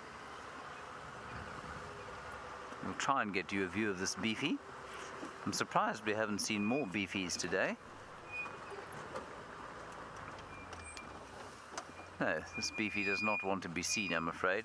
Sorry, everybody. There is a buffalo in there, in some very thick bush, but let's carry on. So that's Buffelshoek Dam. Nothing else going on here. So we're going to go around onto the southern boundary and just head along that way. Aubrey reckons that he's got tracks of Karula coming back into Djuma. So that's very good news indeed. We might be lucky there. Otherwise, we'll see what else we can see. You'll see that I put my jersey on because it's got a little nippy.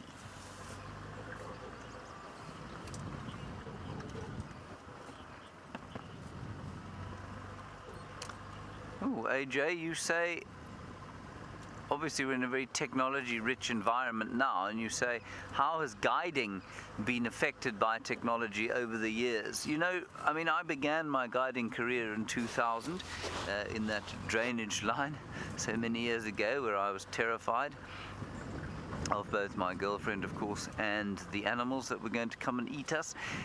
AJ, I don't think that technology has actually influenced guiding much, but for the amount of research that we're able to do and the amount of research that, of course, our guests are able to do. So back in 2000, I think Wikipedia was a thing that was very new, and the amount of information on the interweb about wildlife and that sort of thing was relatively limited compared with what it is now in 2016.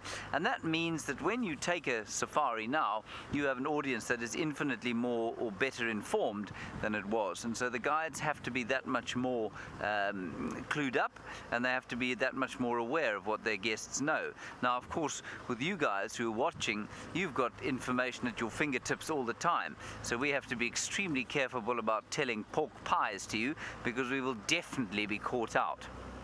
So that's definitely changed the way guiding operates. But in terms of how you guide and the techniques that go with it, I've got to tell you, it doesn't change a great deal. The same key principles apply. One of which, David, is the moment of discovery. There is a steenbok there. And there it is, 2 steenbok. So just while we stop it here, looking at the steenbok, one of the things that you teach a new guide is about this thing called the moment of discovery, where you know, and I know, and everybody else who's been watching the show knows, you can drive up to that Nkahuma Pride, virtually park on top of them, and they won't bat an eyelid at you. But if you're a guest and you've just come out here, and this is your first African holiday, and maybe you've saved up here to be here all your lives, and you've come out to Africa, a moment of discovery would be a moment like this, where you spot the lions way in the distance, and you know, of course, that you can park right next to them, but you stop and you set the scene so that people can absorb what they're seeing for the first time, a wild lion, or in this case, a extremely wild steenbok through the bushes. And then you'd move in closer. Now that sort of thing, that the linking of a sort of safari narrative during a drive, the using of books and visual aids, I suppose. I mean, if you can use an iPad now instead of a book, but it's the same thing. It's showing people birds, it's pointing out the calls, it's trying to get people to appreciate the infusion of the wilderness into their being during a guided experience. It's finding the small things and telling the stories. That stuff has been happening since our ancient Neanderthal ancestors were sitting around the fire telling stories to each other, and that has not changed. That essence of a wilderness experience, I don't believe will ever change as a result of technology. Nice question. Thank you for that, AJ.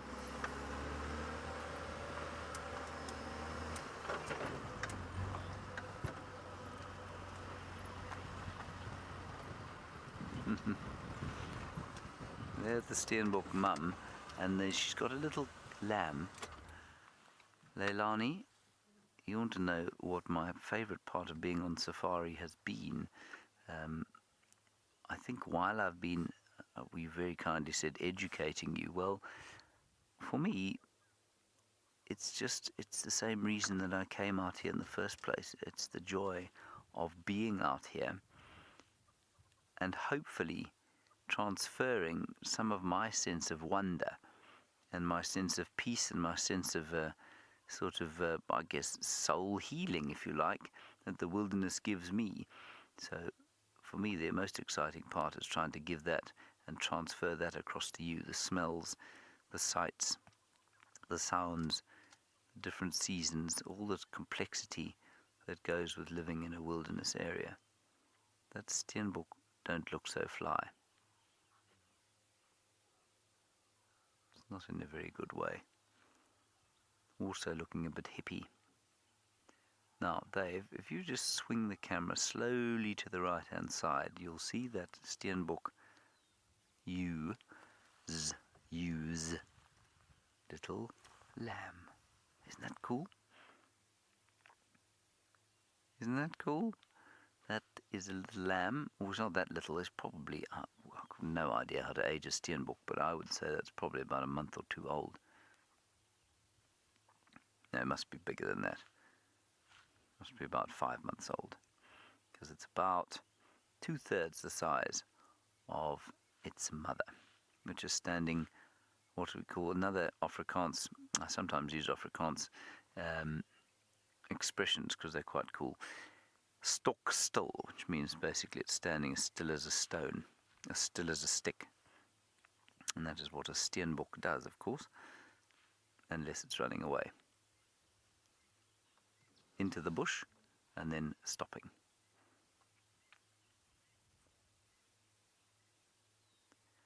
So just to quickly get back to Leilani's question, yes, it's a joy to bring you the Nkuhumas and Tingana and Karula and the cubs, and to share in your very obvious joy at seeing those animals. But for me, being out here, well, it's just so nice to be able to wake up and be here every single day.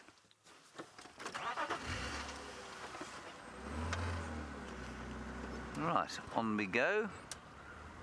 A couple of kudu through there, not least Nyala through there, but they're a bit far away. So let's go back to Taylor and find out what her plans are from this point on.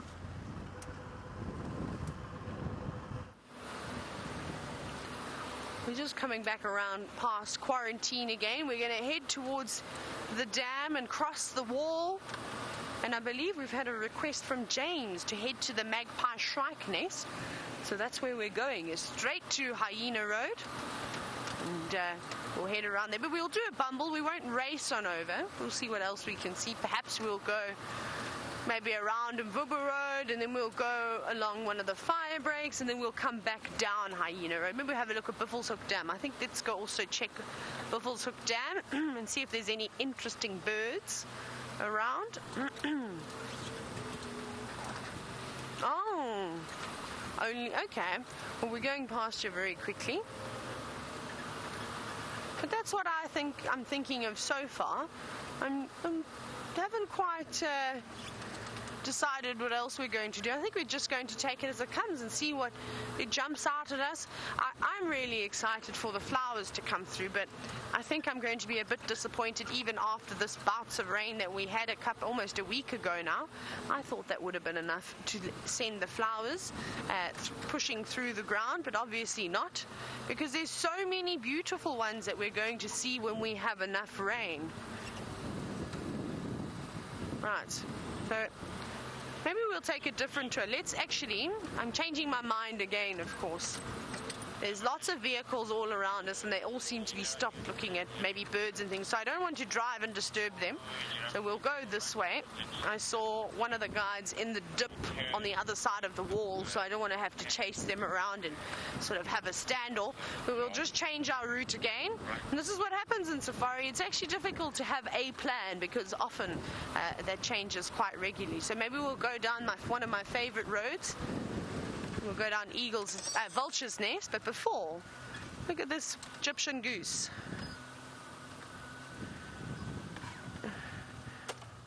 Now there's a beautiful Egyptian goose that's posing so nicely on this dead tree. Hello, Egyptian goose. And I suspect that it's one of the two that we see on a regular basis that sit at the dam. I don't know if this is Mrs. or Mr. It's quite difficult to tell when they're not standing together, because the male is much larger than the female, and the colors are very much similar. Now, Lauren, I believe that you would like to know this morning what got me into becoming a guide. Now, I was very fortunate, as the holiday that I did as a kid was safari holiday, so we would go to the Kruger National Park at least once a year, normally during our summer Christmas holidays for about 2 weeks. But then we also used to go to a variety of private smaller game reserves within the Eastern Cape of South Africa, and we do that a couple of times a year. So naturally, I just absolutely loved the bush. I was always outside. Very rarely did I come inside. The only time I think I was actually allowed inside was when it was raining. And otherwise my parents would boot me out all the time, and that was okay. I played with the chickens. I made friends with all the insects, and of course I had lots of dogs growing up, so I used to run around like a hooligan with them, stirring them up through the water on the trampolines. And then when it came to sort of choosing a career, I really wanted to study equine dentistry, which is to be a horse dentist, because I rode horses, and I thought that there's a serious need of the specialist qualification. And here in South Africa, you can't study to be an equine dentist. You have to go to one of the 4 places in the world, so either Australia, the UK, Germany, or in the States, you can study to be an equine dentist. And because I'm an Australian citizen, I thought that would be perfect. I could go back there and study. And then I got the opportunity to join the bush. I forgot how much I loved being outdoors, and I hadn't quite realized how much I enjoyed working with people. So I went off and I threw the idea of becoming an equine dentist away, and I went and studied to be a ranger. So I went to one of these training schools and started off, and then I ended up getting a job just down the road at a beautiful reserve, and I worked there for 3 years. Almost just shy of 3 years, a couple of months shy of 3 years. And then I didn't leave. I just said to my dad, I said, Dad, it'll just be for a couple of years. I'll just make some money and I will gain some life experience, because I was obviously very young at 19. And well, I'm still here at 24. I haven't left, and I have no desire to leave, of course. Hello, Egyptian Goose. And it's just an incredible career. And like I said, I really learned how much I enjoyed being with people, being outdoors, and of course the most important thing, educating. And well, now we're doing something a little bit different too, but it's so wonderful. This is probably the best job in the world. It's not for everybody. When you're guiding, you work really long hours, and unfortunately you can miss out on birthdays and weddings and births and funerals and all these things. But that's sort of the sacrifice that you do make to work out in the bush. And you know what? For me, it has been incredible. I can't live in the concrete jungle with all the pollution and all the noise, the constant buzz of the traffic, the police sirens, the ambulances, you name it, the hooters, the babies crying. I much prefer hearing the lions roar as I close my eyes and drift off into La La Land. That suits me much better. And of course, I think this Egyptian goose thinks exactly that. Isn't that wonderful? Looks like it's balancing on one leg. What are you doing flying from perch to perch? Obviously, you can't get comfortable. They've got quite big feet. Their feet are obviously quite large because they're webbed, which allows them to power through the water. When you've got big feet like that, it is also difficult to perch yourself on a tree. They wouldn't really be able to sit on a thin branch. They have to find a thicker branch to perch themselves on. And I think that's what this goose is struggling to do. But I believe that James has got a really good view of some elephants. So why don't we go and have a look?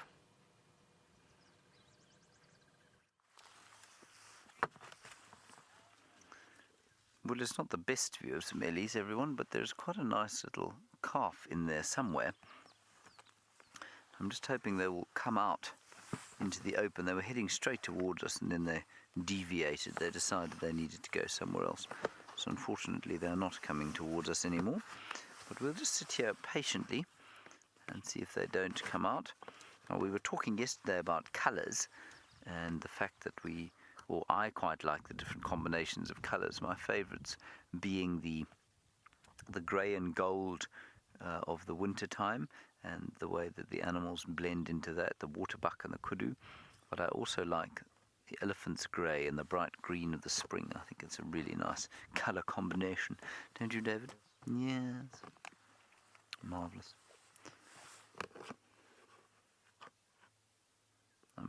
Everything about today has had such a Sunday feel about it, such a peaceful feel about it.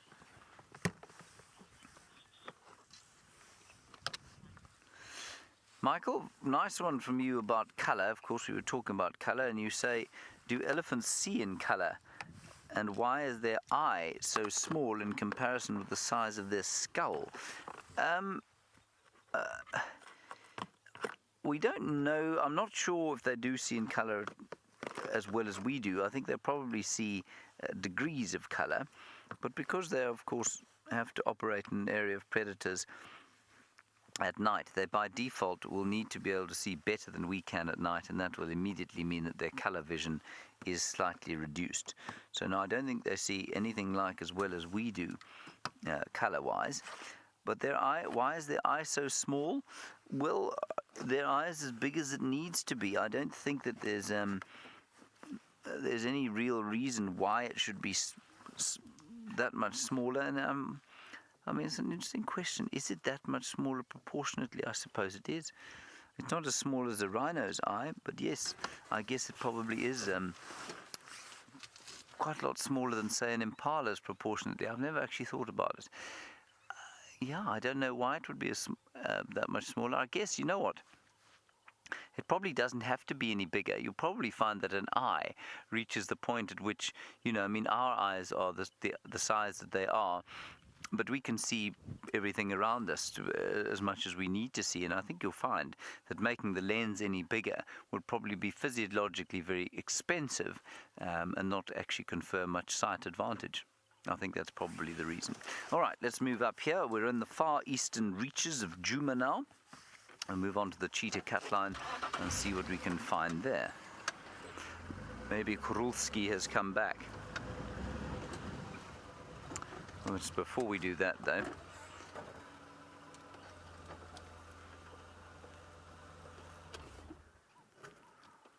David, do you see on this tree here? Let me just get out of the car. I will show it to you.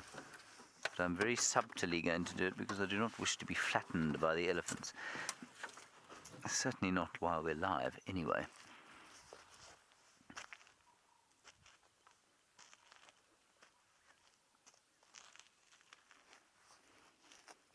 You see, David? It is a millipede. This millipede, everybody, is sitting on a Strychnos madagascarensis plant, and it's eating the leaves. Now, what's interesting about that is that a millipede is supposed to be a detritus eater. I thought I saw a buffalo over there, but it's a log. It's supposed to be an animal that eats dead and dying plant material. So why it's eating fresh strychnos, I don't know. It could have something to do with the fact that it does have to manufacture poison for its exoskeleton. Oops. I'll put it back. The exoskeleton has got quite a lot of cyanide in it. I'm going to put it back now. This distresses me because what a millipede will do if you pick it up is quite often void its bowels onto you. And that, of course, is very distasteful indeed. There we are. You disgusting thing. But this is not the only thing here. There is this extremely well-hidden caterpillar. Now, David, I'm going to attempt to show it to you. Do you see where my baby finger is? Yes. Can you see the caterpillar there? I just need one branch here. This one. Yeah. You see it? How cool is that? Now, everyone, you know, a really impressive lepidopterist might be able to tell you which moth or butterfly that caterpillar is going to become. But I'm afraid I have no idea. But it's very nice subtle colors of sort of light, chalky yellow, bit of blue, and an orange head. Very pretty. Very nice. Good. Life all over the place in the springtime. Now, Theodore, you were wondering about... What was Theodore wondering about? Oh, yes, elephants and their space. Theodore, you were wondering about elephants, how much space they have to roam, and is it as much as it was years ago? Sorry, I'm just plugging myself in. There we go. Recharge my batteries there. That's what I'm doing. Theodore, they have 8.5 million acres. The elephants can roam throughout the Greater Limpopo Transfrontier Park. So that's Gonera Zoo in Zimbabwe. It's the Limpopo National Park in Mozambique, and the Kruger National Park in South Africa. So it's 8.5 million acres. Is it as much as they've always had? No, absolutely not. There are 6 million people living on the borders, or 4 million people living on the borders of the Kruger National Park. So that's a vast number of people, and the elephants used to, as along did many other animals, we think, they used to move into the Drakensberg Mountains through the areas where the people now live, and they do that for the dry season, so the winter, and they come back down here for the summer. There's some more elephants on our right-hand side, but they obviously can't do that anymore. And I think that's profoundly changed the way this landscape has looked, or does look now. Another very peaceful breeding herd of elephants. Just gently feeding on their summer breakfast, Sunday breakfast, which is the same as their Saturday, Monday, Tuesday, Wednesday, and Thursday breakfast. David, there is a great agglomeration of predatory birds circling in the greying sky. It's quite ominous. What they found, everyone, of course, is not ominous at all. They found a thermal. And so they're all flying on the thermal,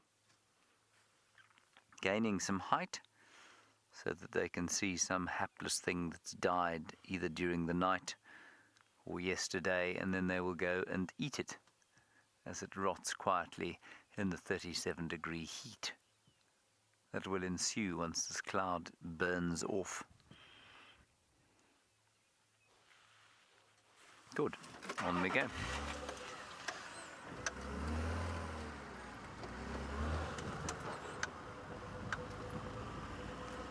There's a kudu up ahead, there's some impala up ahead.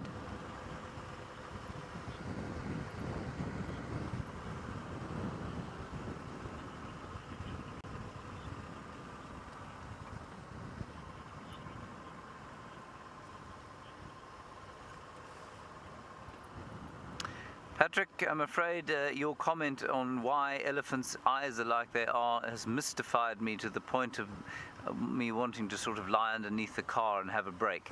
I'm going to ask Louise to read it out to me again. In fact, I'm not. What I'm going to do, everybody, is I'm going to turn Louise on live, everybody. This is what Louise sounds like. Louise, please read that out again.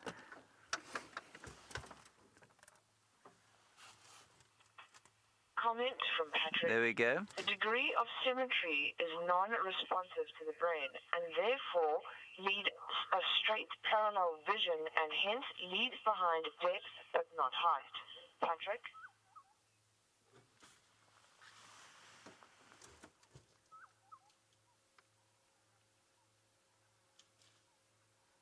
I don't understand. Patrick, I will try and decipher that when we get home, I'm afraid.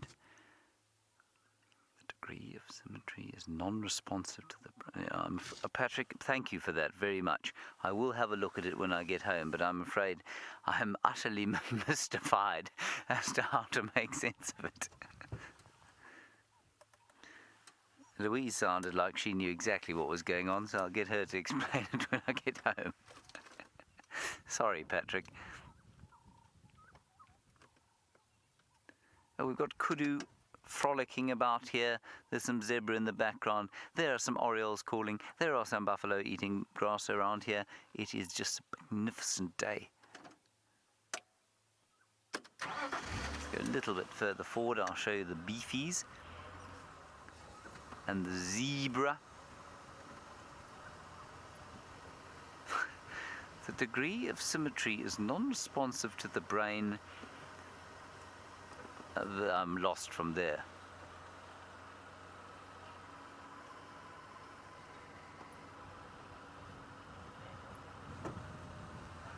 Negative, Louise, you are now on closed comms.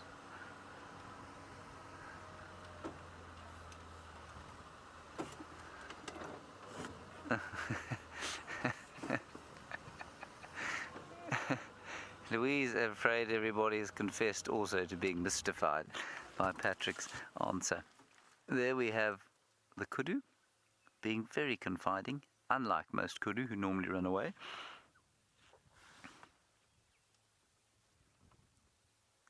Gorgeous antelope. And yesterday there was a post from Nkoro that someone had interpreted as a hybrid between a kudu and a nyala. And Byron very cleverly and correctly pointed out that it is not uncommon for a nyala bull to not go that charcoal color. So they maintain the sort of female coloration, but they have horns, and that's led to the confusion.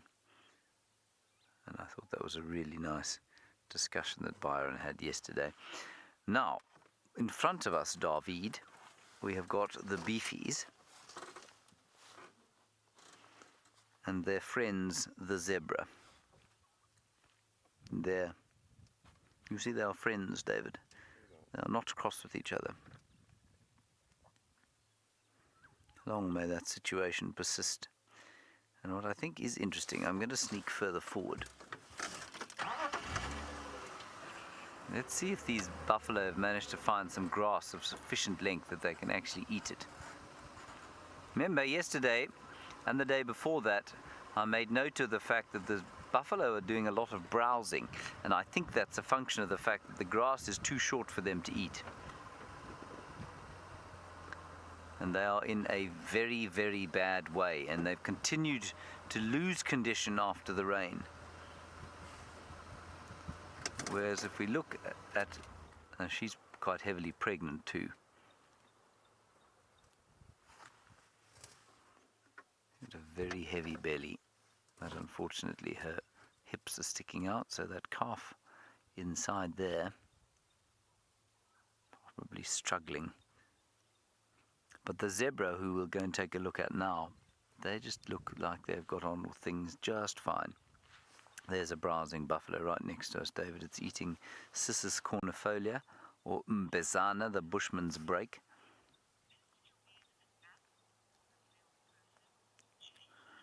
Right, we're going to put Louise back onto open comms now, and I'm going to get her to say, the rain in Spain falls mainly on the plain, and then Jason, I'll answer your question. Go for it, Louise.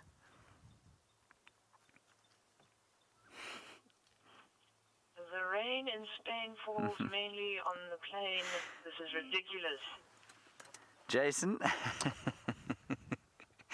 you say, is Louise an app or a real person? I'm assuming you mean, Jason, like Siri on an iPhone. Is Louise like Siri?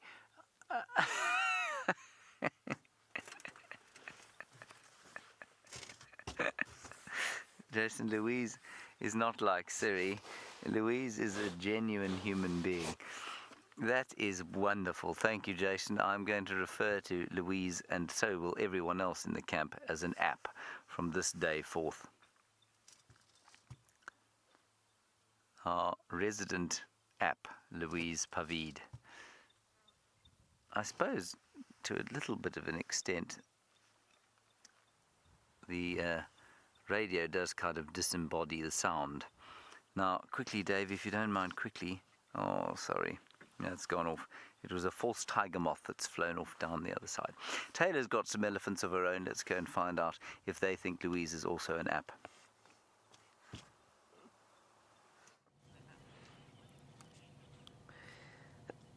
I'm trying to think if I need something to say now, but I can't. But look at this beautiful little elephant, though. It is very cute, and it is quite curious as to what we are.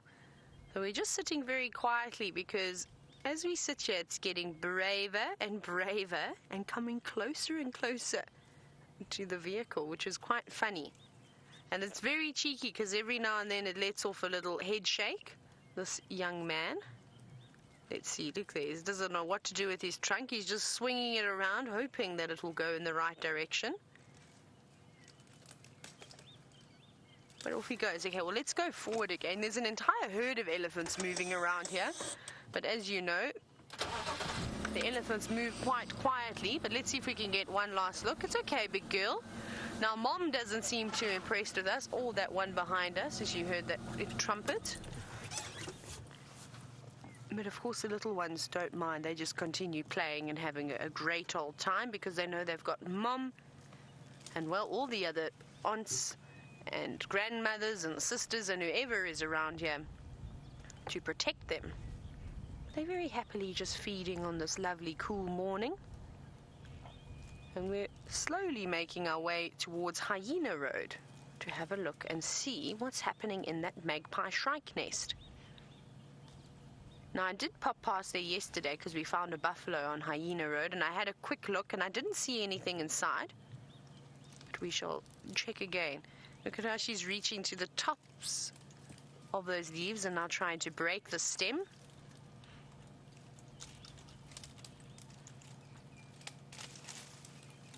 There we go. She got the piece that she wanted. She's just popped it in her mouth now. I hope that's delicious. Doesn't look very tasty. I don't know if I'd want to eat it.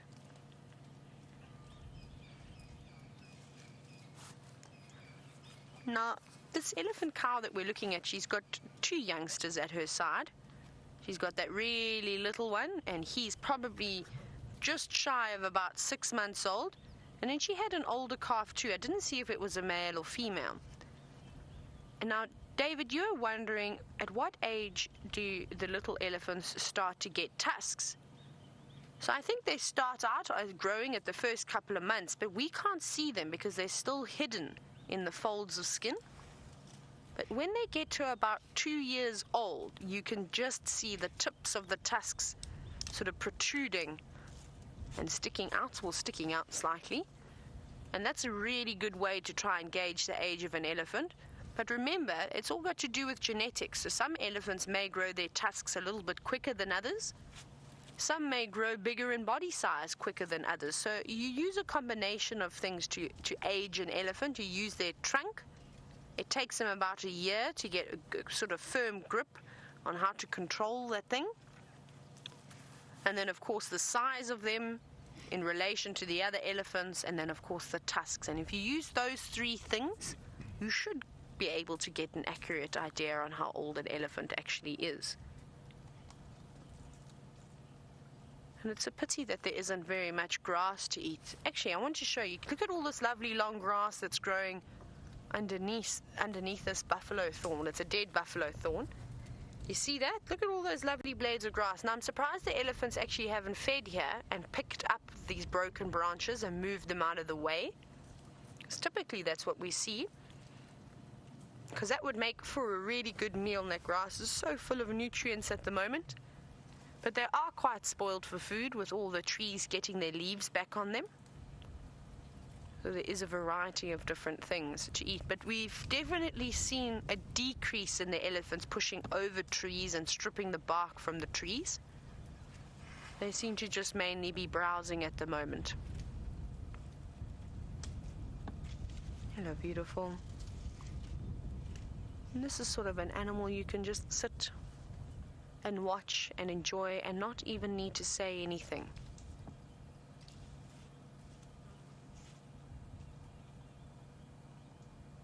Looks as though she's being very particular about what she's trying to find to eat next. Oh no, what are you doing now? Very difficult. It's very much an obscured view, as you can see, with all the trees surrounding her. And I'm very happy that I've been able to see a couple of elephants today, especially that little one. That one really did make my day. But I think what we're going to do now is these elephants are moving further into the thicket. We're not far from Hyena Road. Let's go check that nest out and see if it is still active. I hope it is.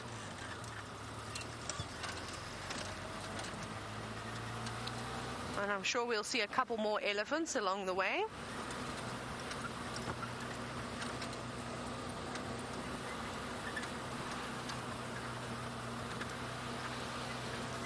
Now, something that we've actually been chatting over the last 2 months that I've been here is talking about not seeing a lot of bird activity on the elephants. And I know James was wondering exactly that.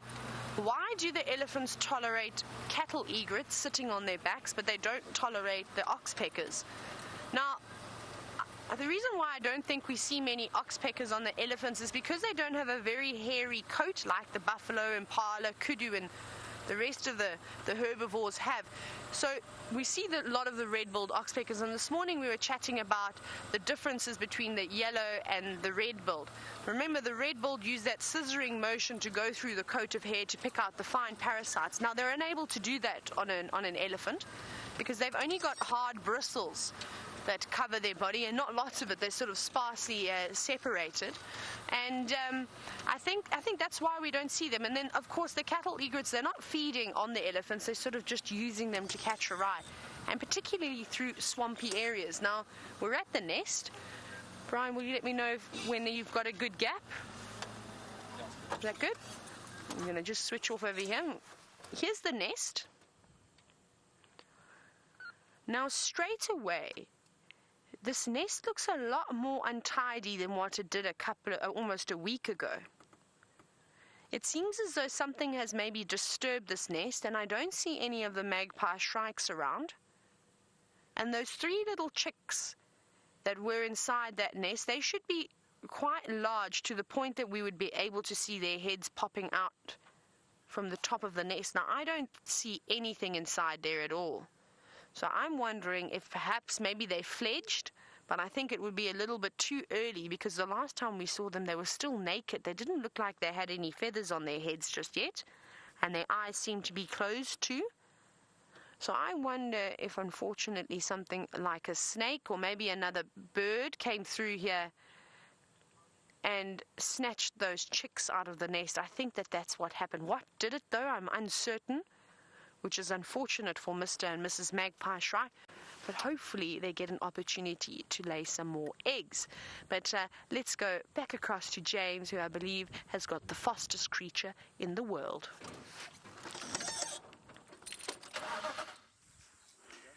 I am with a Speaks hinged tortoise here, everybody, and I'm not going to pick it up. I just wanted to arrest its motion slightly so that you could see it. Hello? What's your name? You're not an app, are you? And he's just come out of a termite mound, I think, as a result of the rains that we've had.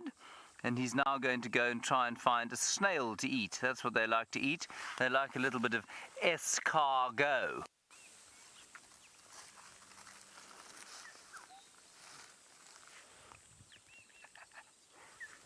He now thinks he's hiding from me under me. Now, the reason we don't pick them up, of course, is because they tend to avoid their bowels, which, of course, dehydrate them. He's now climbing underneath under my chest.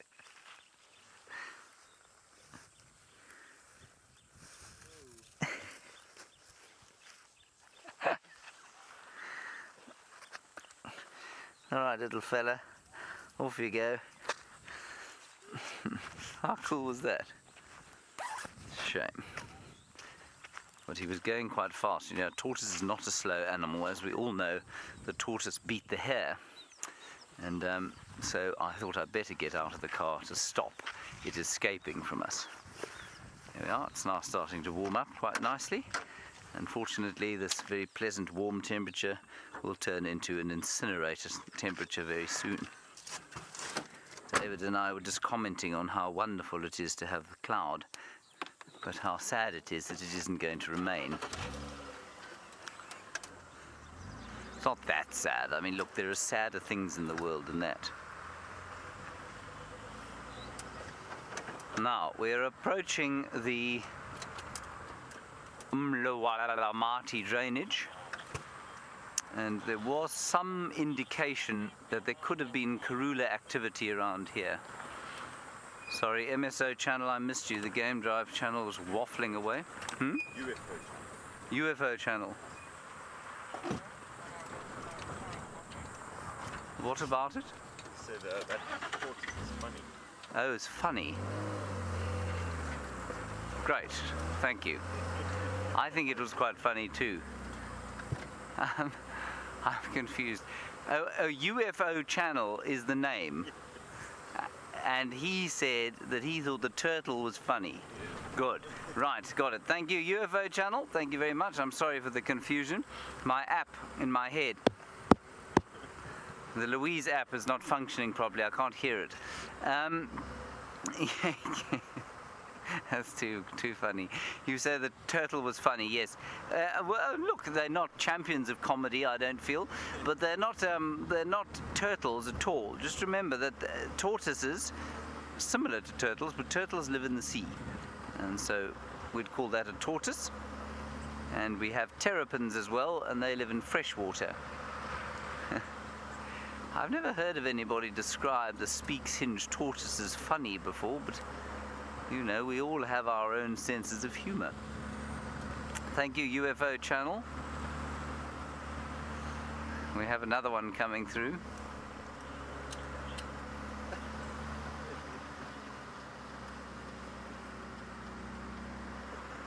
Okay, please give that to me again, Louise.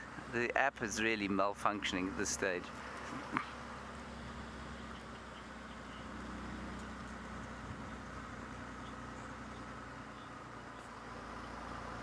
Right, KJ Love, I think you have an autocorrect problem.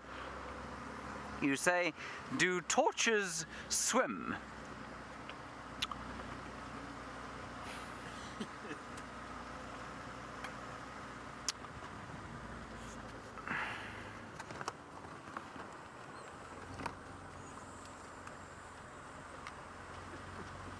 No.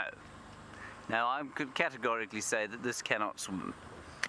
KJ Love, I'm assuming you're dealing with an autocorrect issue there. Tortoises don't swim, no. They can go into water. I've certainly seen them almost completely submerged, but they can't breathe underwater and they will sink. Turtles obviously can swim. They can go up and down. Well, terrapins, very good swimmers, very adept swimmers, but I don't think a tortoise strictly can swim, no. But they can certainly be covered in water and then they'll crawl out of the water again. Thank you, KJ Love, for that. But torches, no, categorically I'm going to say unable to swim.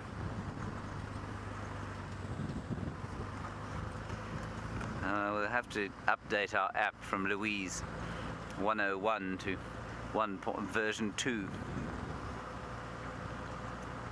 Here's an elephant that looks like it's going to try and push over a very large marula tree, but I don't think it will because I don't think it's big enough. Oh, that's a lovely, look at the colour there. That's gorgeous, David, it's gorgeous. There's another one just to the left-hand side that thinks we haven't seen it. Just over there. Oh, it's great when there's so many elephants around. I was just saying to Dave earlier that, you know, after I last saw you, you know, we had the buffalo sighting, and then Taylor had her sighting, and we drove past a couple of waterbuck and some impala and one or two wildebeest in the distance. You know, come February, we will not drive past anything. We will stop and look at it because you just don't have the abundance that we have now. There are animals absolutely everywhere. And the same thing goes for elephants. You know, when they're around, it's fantastic. But remember, we can go for weeks sometimes without seeing elephants. Then we do a lot of talking about trees and flowers and computer apps like Louise 2.0.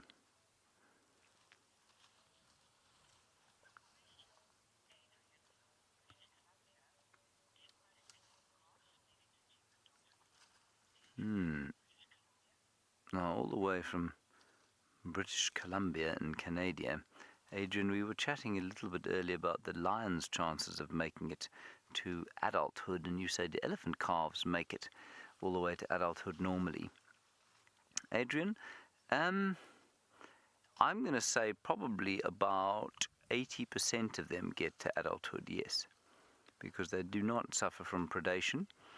But remember also that they are, the elephants obviously produce far fewer youngsters than the predators do. But yeah, I would say about 80% of them. So quite a few. You very seldom see dead elephant calves. You definitely don't see them being caught in this area by predators very often. It does happen up in Botswana, especially when the rest of the herd becomes so exhausted by drought that they're unable to protect the youngsters. Then it can happen. But it really isn't common at all.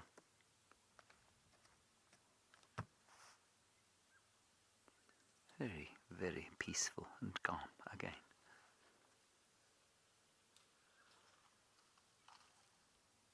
And also, much like the buffalo, these guys will like to eat grass if they can, but there just ain't enough of it around just yet. The reason we're seeing so many animals at the moment, of course, as I think I've said, is that the rain here is so concentrated that, you can have areas in the same reserve that still resemble the Gobi Desert, which parts of the south of the Sabi Sand do. Whereas up here we've had a decent amount of rain for this time of the year, and so that's why we have these huge concentrations, 3 or 4 different herds of wildebeest, waterbuck coming out of our ears, lots of elephants today, and little herds of buffalo everywhere, most of them being eaten by the Nkuhuma pride.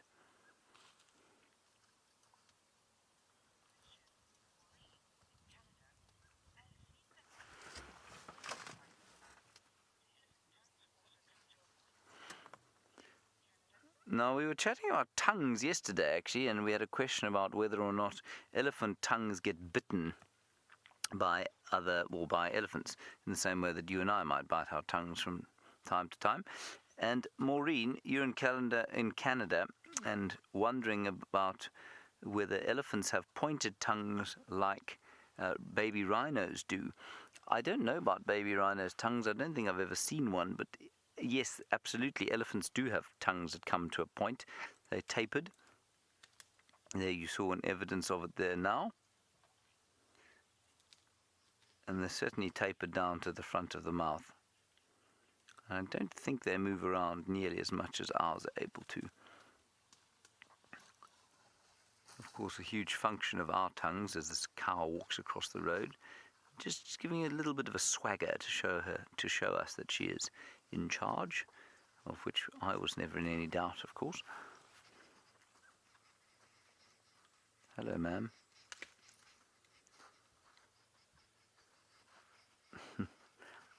The main reason we can move our tongues is to talk, as well as to move food around, but it's mainly to talk.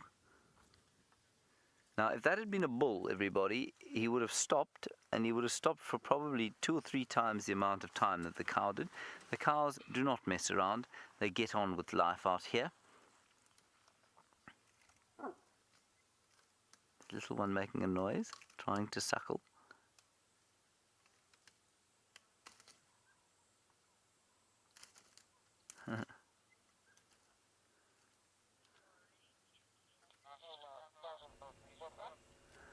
There we go. I've just had an instruction from the Louise app. We're going to head across to Taylor, who has got a dazzle.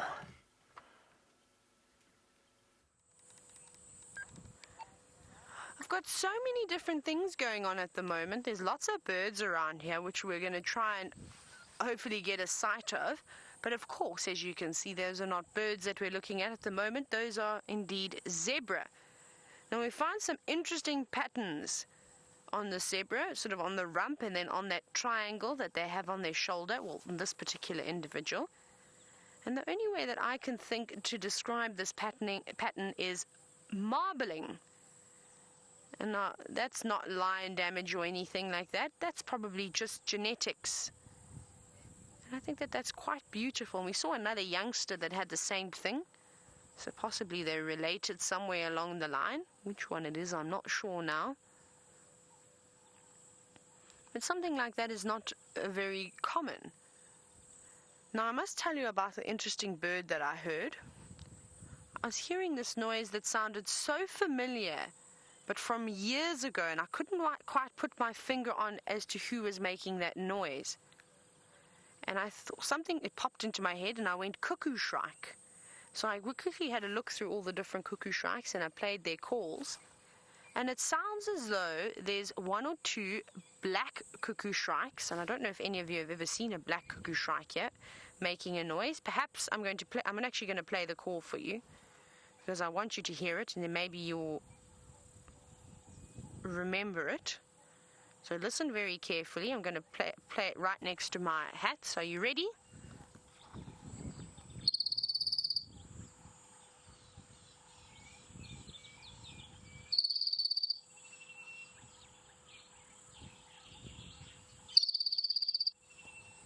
Isn't that incredible? Now, it's a very distinct call. And it sounded like it was in the drainage. And you can see them in lots of different areas.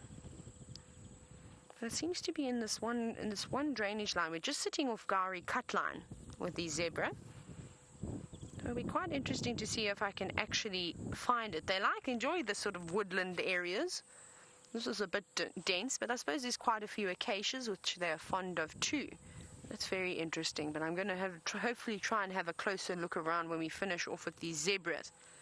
And I kept my distance from this dazzle of zebras, and they're very relaxed with us. They're just sort of going about their day, grazing. And the last couple of weeks, every time I drive either Gowrie Cutline or Vulture's Nest, I always see zebra. They're always around here, and I wonder if it's because there's a bit of grass coming through here, just sort of on these verges before you hit the dense thickets and then down into the drainage lines. You can see that this area is very, very green. And it is proving quite difficult, I think, for them to really feed well because this grass is very, very short. So this is now where we need another 10 or 20 mils of rain in the next day or two. And it will push that grass through and give it quite a few centimeters. There's also a flock of violet-backed starlings that I can hear. Maybe they're going to come through at some point too, which will be quite nice. Especially with the light today, because every time we've had a look at the violet-backed starlings, they almost always seem to be black because we haven't had the greatest sunlight. But I think that they will shine that beautiful violet-purple color.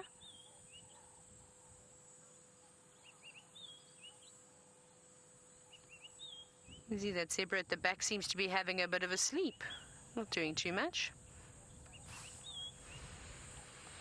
Now, speaking about the aqueous creatures, Liz, you were wondering if I've ever done a horseback safari. Sadly, I haven't, and it's something that I'd like to do. I think we were chatting about this a couple of days ago, maybe a week ago. Time flies out here. And I'd love to do one, except I don't want to do one where there's lions. I'm not willing to participate because a lion would look at a horse and see it as a prey species. And I don't know if I'd like to be chased by a lion while on horseback. I would not know what to do. So we'll probably give that a skip. But in an area that's perhaps just got general game, maybe elephants and rhinos and buffalo and giraffe and all that type of thing, that could be quite nice. But I'm not interested in viewing any predators, of course. Yeah, you see that little crested barbet that just very sneakily flew across the screen. But yes, no, so I'm not too keen on doing a horseback safari with any predators. It was something I would have loved to have done, is you can actually do a qualification to the horseback safari. So I wouldn't mind doing that just for fun. And obviously then learn what you're supposed to do when you're on a horse, because it's one thing driving around in the bush. It's another thing walking through the bush. We have different sort of rules and regulations and guidelines that we'll try and follow to try and stay safe. But to be on a horse, I wouldn't know what to do. You see the little common dacre that's just run out. It's just about to disappear. I think that's what that zebra just turned its head to look at. But basically, exactly where Brian's showing, there was a little common dacre that made a dash for it, but then darted down back into the drainage line. And I could just see that zebra looked like it was looking at something, and I think that's what it had spotted. But this is a good spot to be, though. They've got a bit of an open area, of course, to feed. If there's any danger, well, they can dart through some of these bushes. The zebra are quite nimble and agile, and are able to turn quite quickly and move around through this thicker vegetation.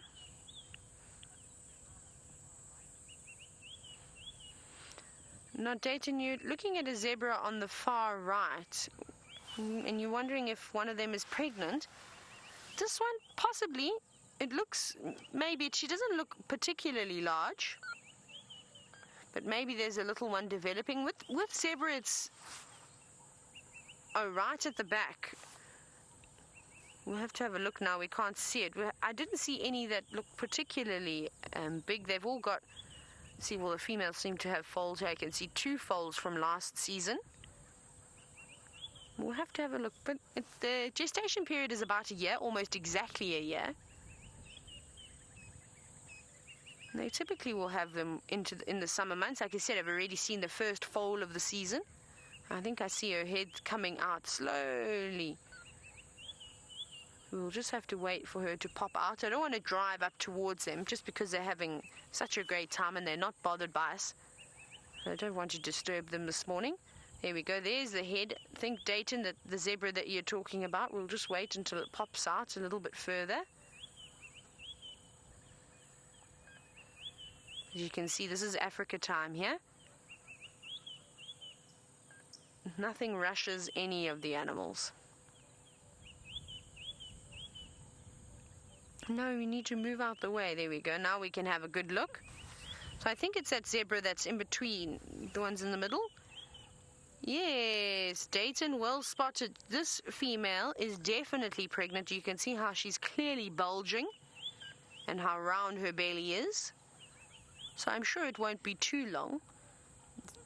And it's actually quite easy to get an idea when a zebra or a horse or even a donkey is going to foal. And if you can get a good look at their mammary glands, of course, like we see with the lions, their mammary glands will start to swell. But if you see the waxy secretion coming from the udder, then you know that you're probably within a week of sort of that female giving birth, which is quite exciting. It's obviously quite difficult because you can't get underneath the zebra. But I remember from horses that we at one point stayed on a stud farm where they were breeding thoroughbreds, and often we would help with the foaling process. And then that's how I learned that you can tell how when a horse is going to give birth, and it'll be very much the same with the zebra as well as donkeys. Thank you very much, zebra. That was very pleasant of you. But I want to go back around the corner, though. Who's flying there? Oh, Battalier.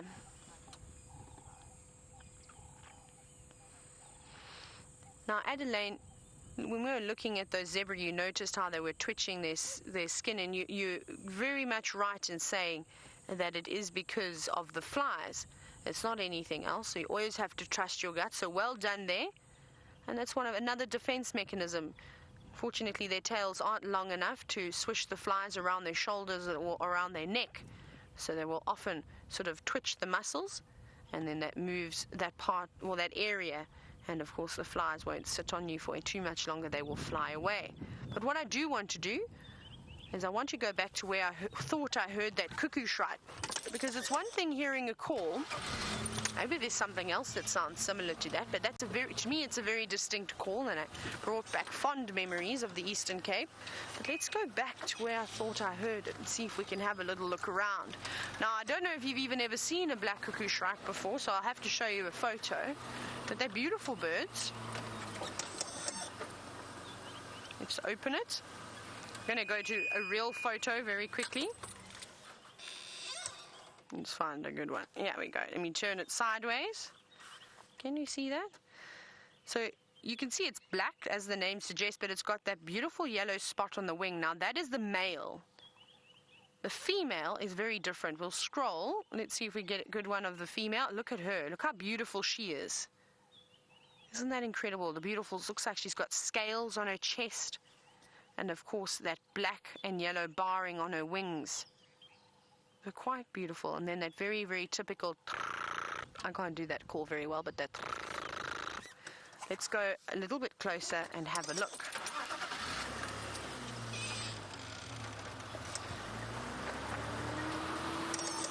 And something is also unfortunately passed on around here. Most likely something like a buffalo, just because we've been seeing them sort of weakened the most. I think it's probably died somewhere in here because it's also a very, very foul smell at the moment.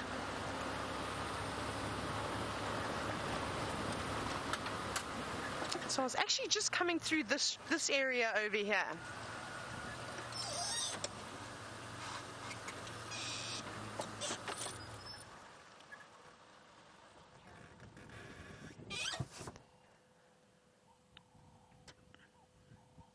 I'm just listening to see if I can quickly hear that call again.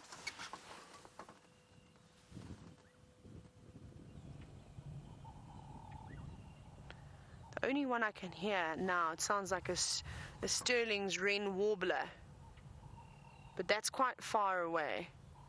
And this sounded a little bit different, not quite as sort of high-pitched and metallic like you hear the Sterling's wren warbler. But we'll keep investigating. Like I said, it's a possibility that I could be wrong.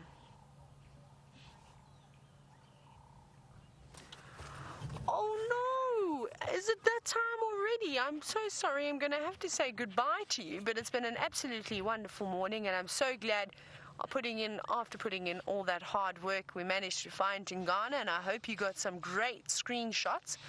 But we'll probably see you again this afternoon on the Sunset Safari. So from myself, Brian, and of course the very smart looking Thumb, we'll see you a little bit later. But let's go back across to James and say goodbye to him as well.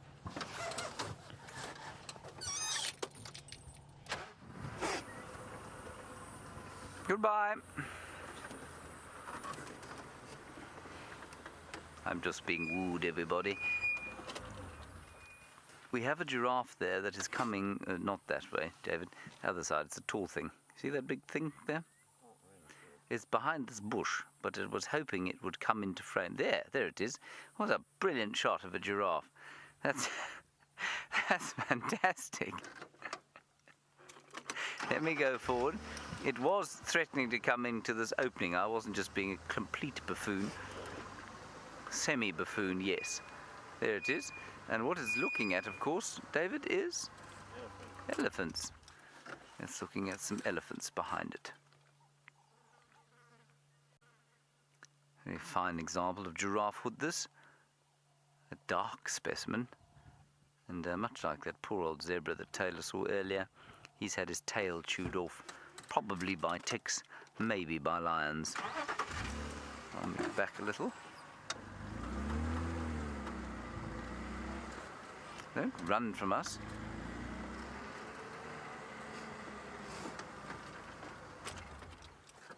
He's doing his exercises like David and I are going to be doing, isn't he, David? Can you run like that, David? Yeah. Can you? I can't. That is really quite impressive. We should chase them more often. That slow motion lope, galloping, very, very unstable, especially if they are in thick bush.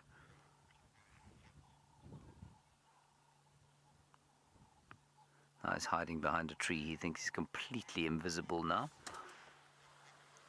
Right, let's have a quick look the other side before we have to leave you. Where there are some zebras.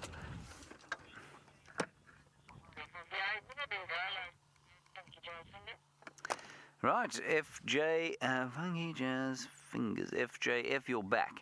You say, do we have the chance to live in a safari compound? Is that the question?